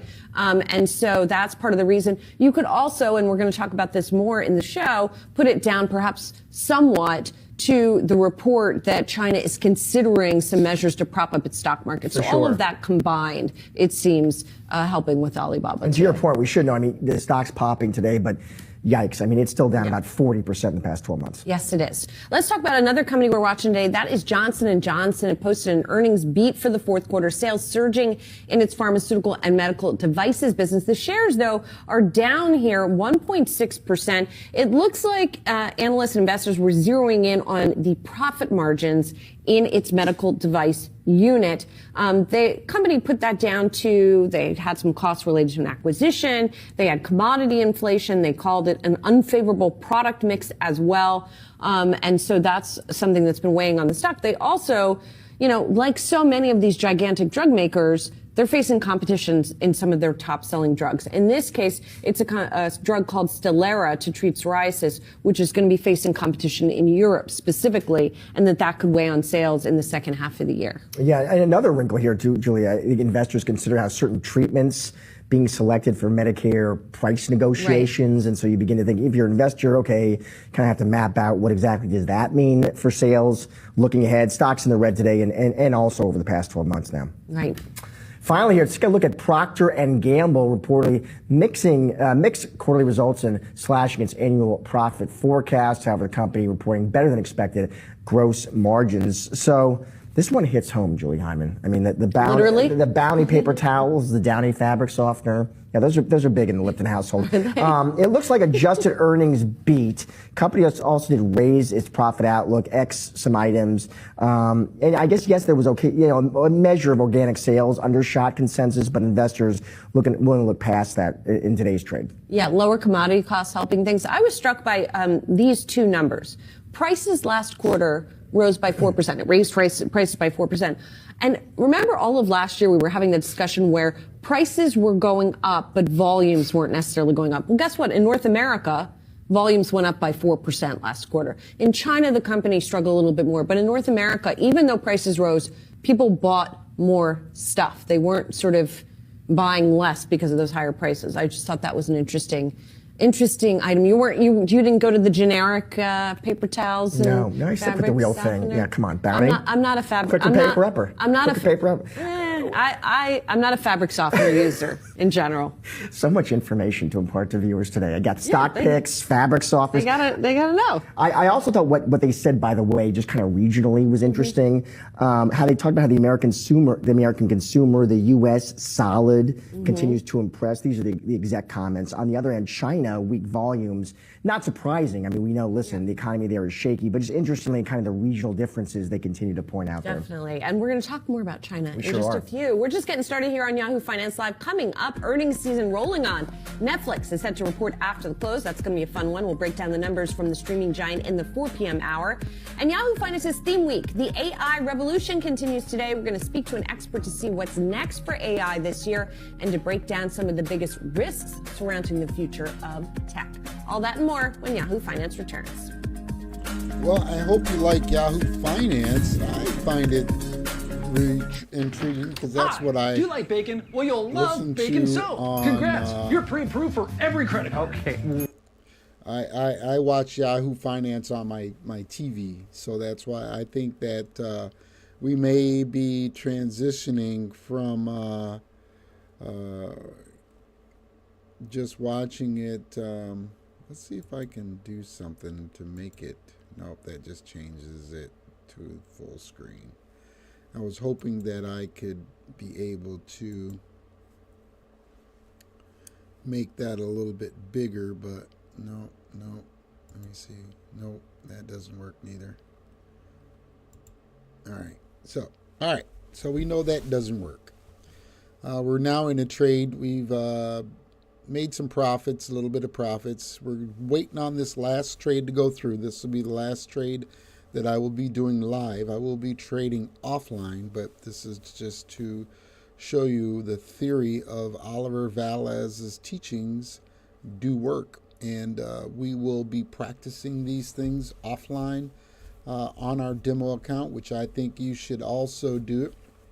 And if you don't have your free demo account yet, just look down in the description and sign up today. It doesn't cost anything. Takes one email address. You could even use a fictitious email address, but you will have to go to that email and open it up and verify that it is a live email. So, but anyways, I hope you like that, and we're going to get back to Yahoo Finance.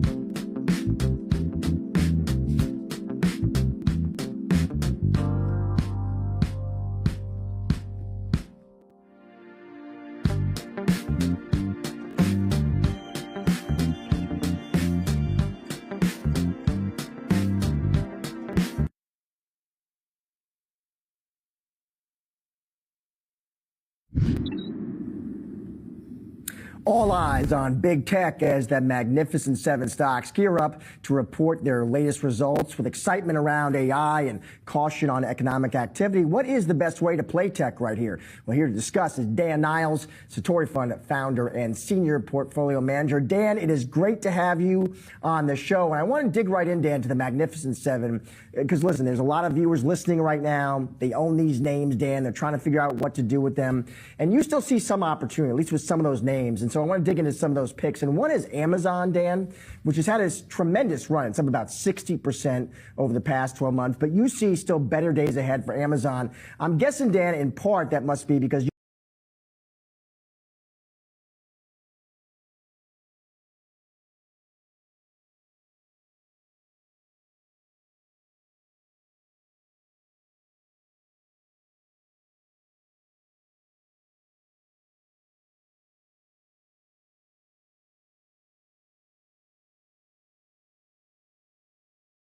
you look at AWS, the company's profit center, and you must see that accelerating over the next few quarters here? It's actually not so much driven by AWS. I mean, I think AWS is an important piece because obviously so many investors are focused on it. And you saw the growth there slow from about 40% year-over-year growth in the fourth quarter of 2021 to 12% in each of the last two quarters. And I do see that picking up a few points going forward because obviously AI is the theme, right? And everybody's trying to deploy it and figure out how to make it work.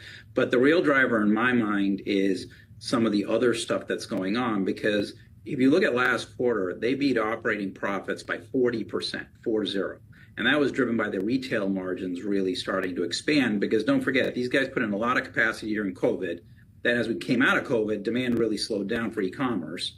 And so now as they're filling those high overhead distribution hubs in, you're getting a ton of margin leverage. And then on January 29th, they're going to start showing ads to all the Prime Video users. And that's 60% operating margin business relative to high single digits for the overall company. So that's going to be massively accretive. And so when I look at all of that, I can see EPS doubling by 2025 relative to where it is in 2023. And that's why I like the company a lot. Dan, I just want to zero in on one thing that you talked about there, which is that this is an AI adjacent or non-AI story when you're talking about Amazon. And I wonder if you broaden that out and look at the Magnificent Seven. I mean, there's going to be, again, I'm sure, during all these earnings calls, a lot of AI talk. But that's not how they're making their money right now. And P.S., they're still making a lot of money from this other stuff, right? So how should investors be thinking about AI and then the rest of these businesses? Well, you have to remember the Magnificent Seven, it's easy to look at last year and go, wow, they were up 111%. But don't forget, the year before that, the Magnificent Seven were down 46%. So you're exactly right, Julie, in that you need to kind of differentiate. And I think this earnings season, because all of these stocks had such a huge rally in November, December, and so far at the beginning of this year, you're going to see that start to break apart. And to some degree, you're seeing that during earnings season already. I mean, it's very early, but Logitech this morning is just getting absolutely destroyed after running up into their earnings.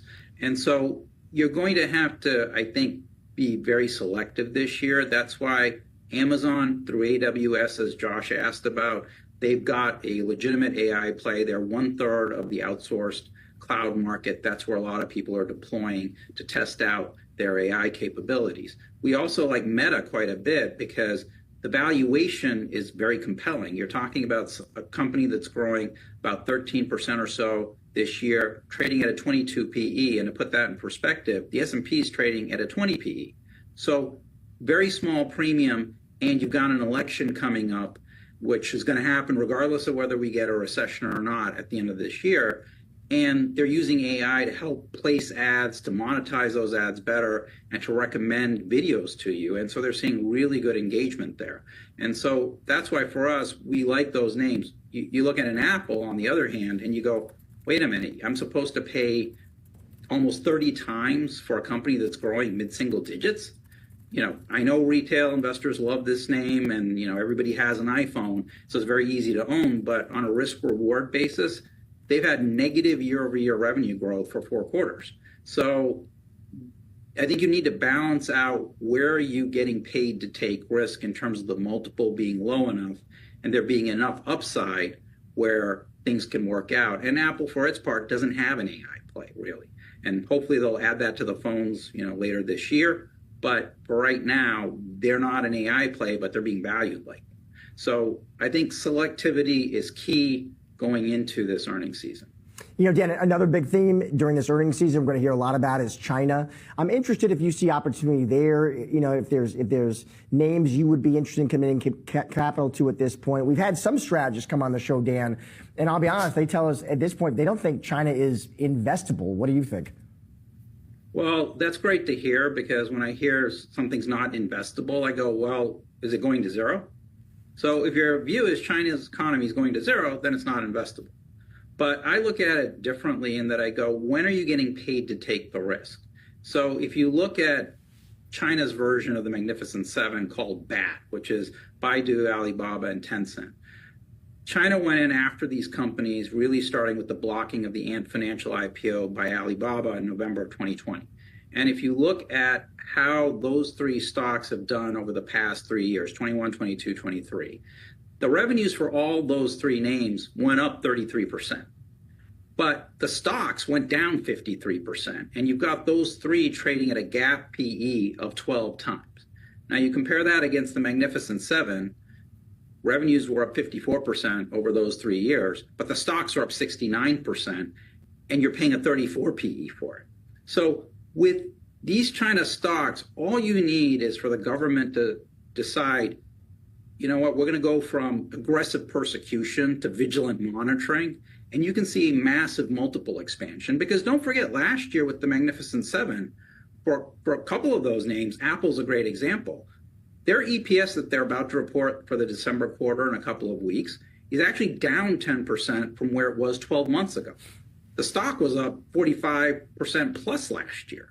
Tesla, it's a similar situation where EPS for the December quarter that they're about to report is down 50% from where it was a year ago, and the stock doubled last year.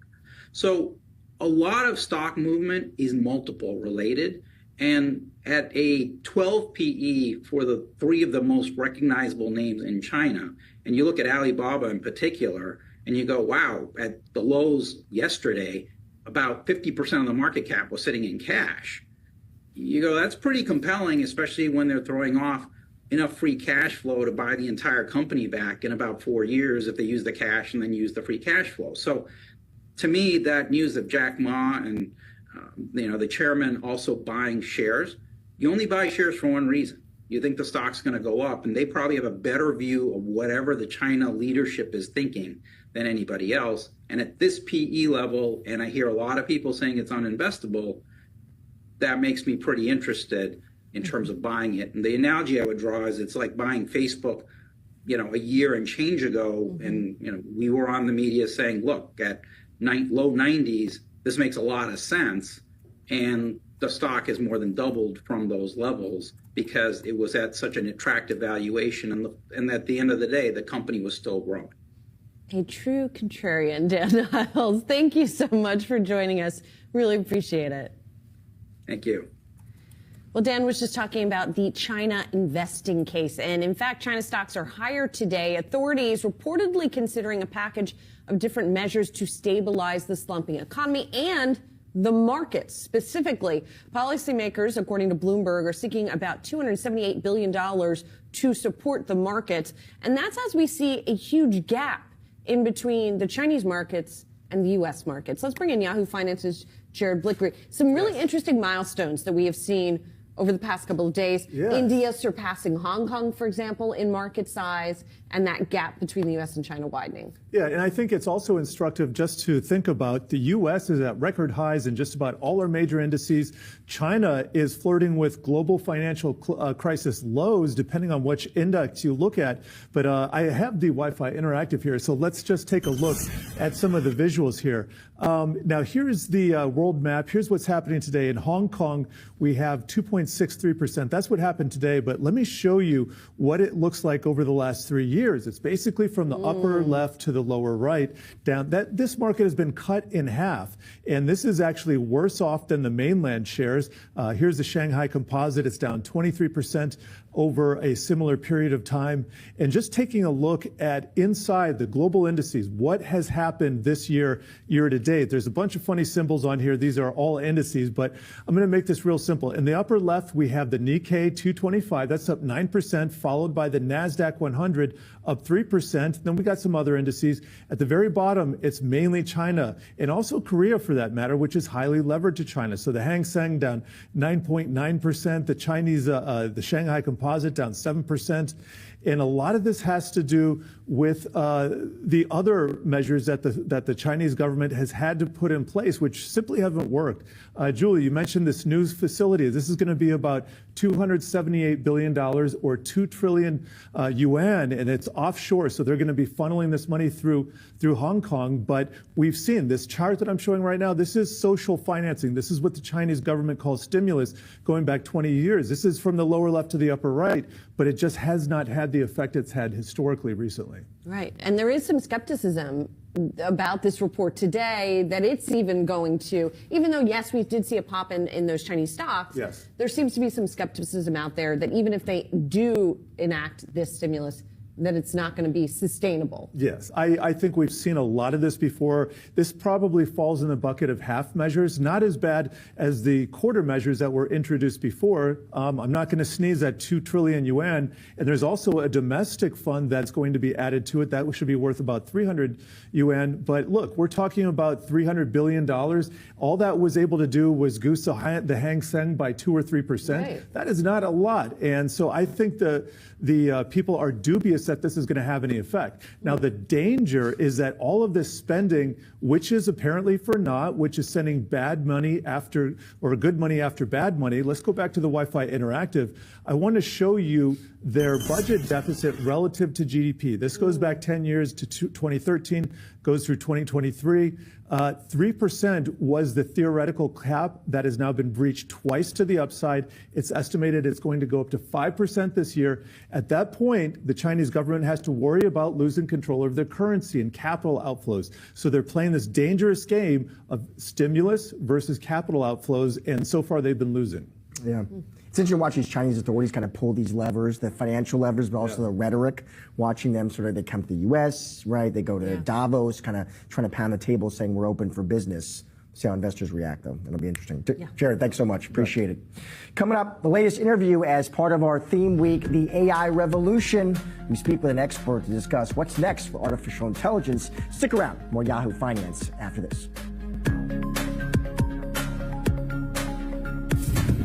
So what do you think, folks? You like that Yahoo Finance? I do. Do you like bacon? Well, you'll love bacon soap. Bacon soap. Yeah. So this is, yep.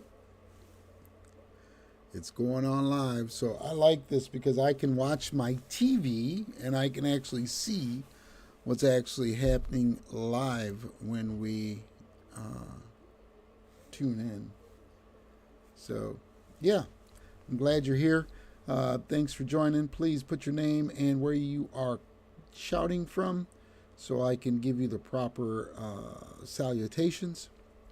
And we're going to go into the final half hour of today's live session.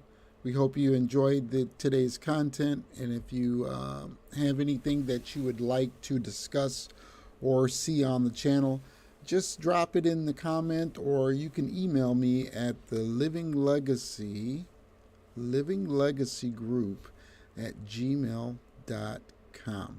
Okay, thanks, and back to the live news.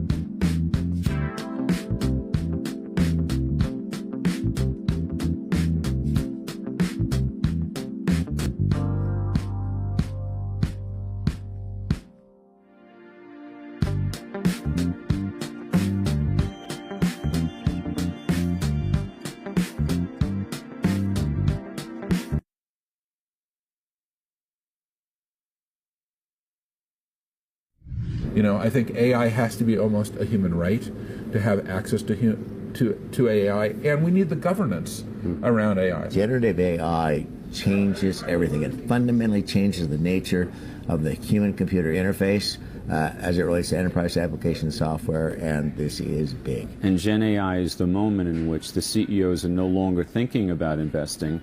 They know they have to invest, because if they don't, and their competitor does, they may not be around too long. Every company can benefit from this next generation of technology. I think you can look at every industry, and Gen AI has applicability. As you can tell, generative AI was center stage last week at the World Economic Forum in Davos. Now leaders must focus on turning the hype and investment from 2023 into actual value, all while governments examine just how much regulation is needed for the new technology. Here to discuss where AI goes from here as part of Yahoo Finance's theme week, the AI revolution, we welcome in Tom Davenport, President's Distinguished Professor of Information Technology and Management at Babson College. Thanks so much for being here, Tom. So I would start with how this all becomes real. A lot of the talk that we heard last week was a lot of big talk about how much Gen AI is going to play into these businesses.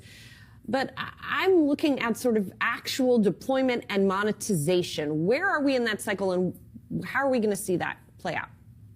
Well, that's the right place to be looking, and you wouldn't see very much if you're looking in that direction. I did a survey at the end of last year sponsored by Amazon Web Services, and it suggested 6% of companies have any production deployment of generative AI. So lots of talk, but not much action yet. And when you survey these chief data officers, Tom, these CDOs, and they talk about AI, granted, it, obviously, as you said, it's early days, early beginnings here, but what are kind of the benefits, the potential priorities, but also the roadblocks they call out to you? Well, I think the primary activity now is in individual experimentation, and that's going to be hard to measure the benefits, and I think they're not ultimately going to be terribly large. If you look at use cases like customer operations, call centers, contact centers, I think there is likely to be a substantial amount of value. Automated code generation, I think, is going to yield a lot of value, although that's going to take some time, I think, to really settle into development processes.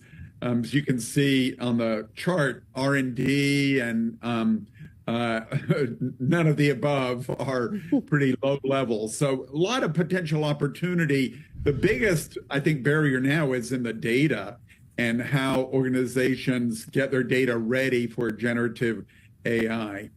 And how do they do that, Tom? How do they get good data sets?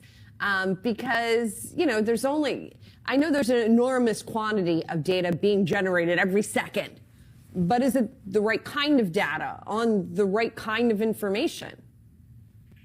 Well, most organizations these days are interested in how do I train a generative AI model to deal with their own data and their own content. And unfortunately, they haven't really curated or managed that terribly well over time. So the organizations that did this successfully early on, companies like Morgan Stanley, they have a small army of people curating their investment reports and making sure they're accurate and up to date and not overlapping with other investment reports, because generative AI, as we know, if fed poor quality information, is going to give poor quality outcomes.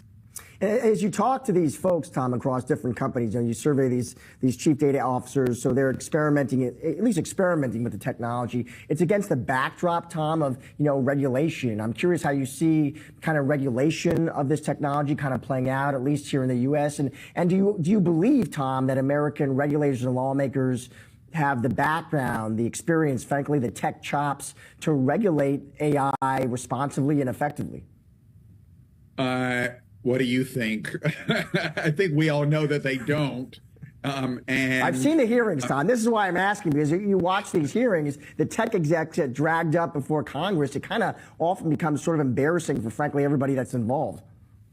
Yeah, I think that's mostly a show. Congress can't pass a budget, so they're not going to be able to pass meaningful AI legislation. I think the only good news for those people who want more regulation, and I am among them, is that I think it's likely that some aspects of the AI Act in the EU will be adopted by companies globally. Large companies have to do business in the EU no matter where they're based. And so I think many of them will adopt some of the AI Act regulations.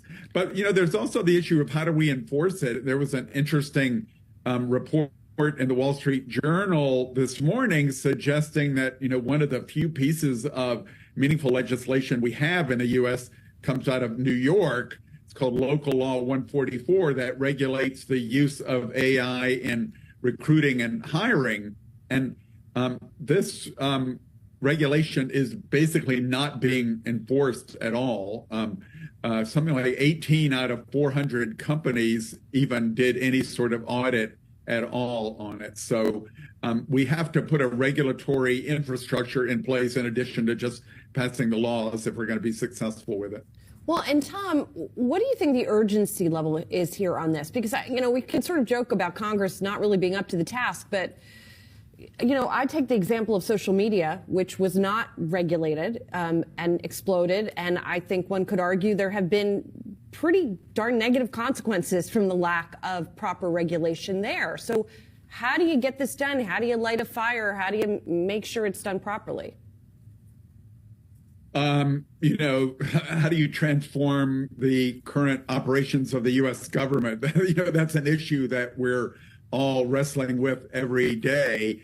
As I say, I don't see that happening at a federal level, and it'll, I think, be somewhat chaotic if individual states and even cities start to pass AI legislation. So I kind of think regulation in the United States is a lost cause, but I do think there are some potentials for the AI Act having an influence on U.S.-based companies.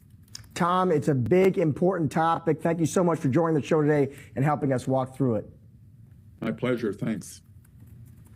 Meanwhile, Netflix making a long-term deal to bring WWE's flagship program Raw to the streaming service. This marks a major programming shift for Raw as it gears up to leave linear television for the first time. Yahoo Finance's Alexandra Canals here with the details. Allie.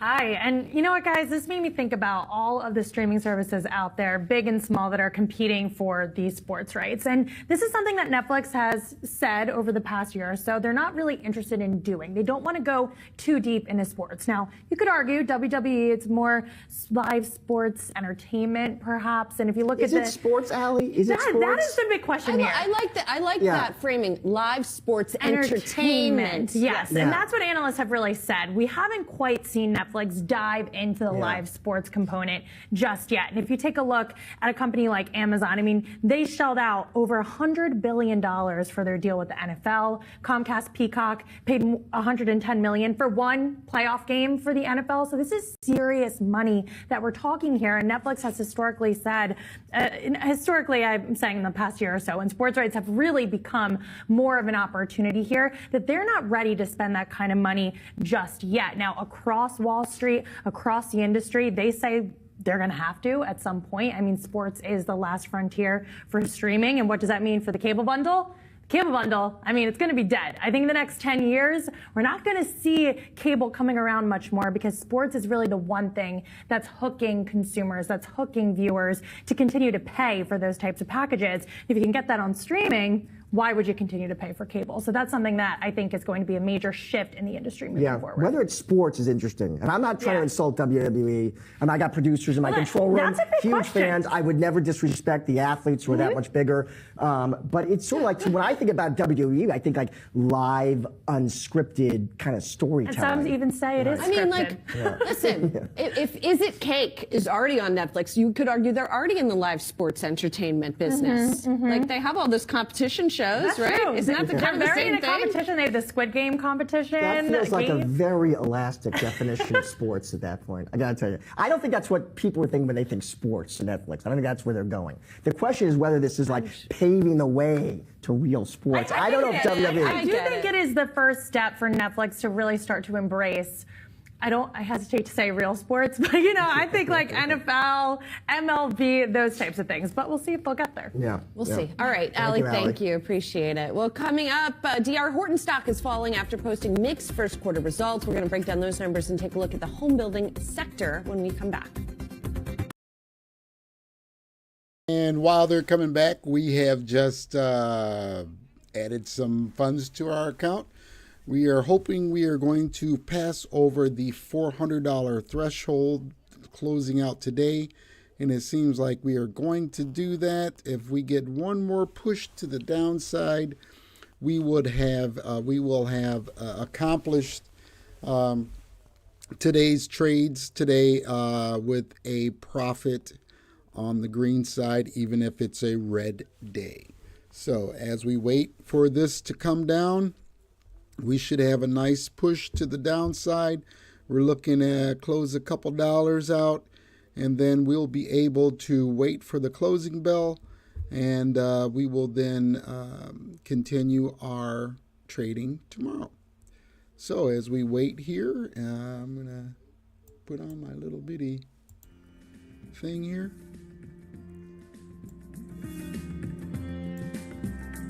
thank you for joining me today. Let's go ahead and wait for this last trade to close out. We're looking to get maybe $2 or $3 on a downswing. All we need to do is get $2 or $3 and we will make it over the $400 threshold for today. Coming, there we go, and we're liking that. So we are going to close the day out on a positive note. Give me $10. Can you give me $10? I'm asking for $10. We got it down to $7.97. Okay, should we do it? Can we do it? All right, let's close it out at $7.77. Let's see what we closed it out at, folks. We had a good trading day today. We had some good entertainment. We had some good, okay, 77.7. So we have a good trading day. We are up $406.85. So we are going to cut out the day on that note. We do hope to see you tomorrow. Be nice, be kind. Hey, drop a line if you like this content. If you want to see something, let me know. I'll be more than happy to accommodate you. This has been Michael Hayes of the Living Legacy Group. And we can't because our microphone or our camera, let's go back to here. So the camera, I've got to shut down the stream to reboot so that way I can have the camera working correctly. Thanks again for joining me. And we're going to have one more word from our sponsor, P&D Uniforms. And then we will see you tomorrow. Same bat time, same bat channel. That's showing my age there. So you take it easy, folks, and we'll see you tomorrow.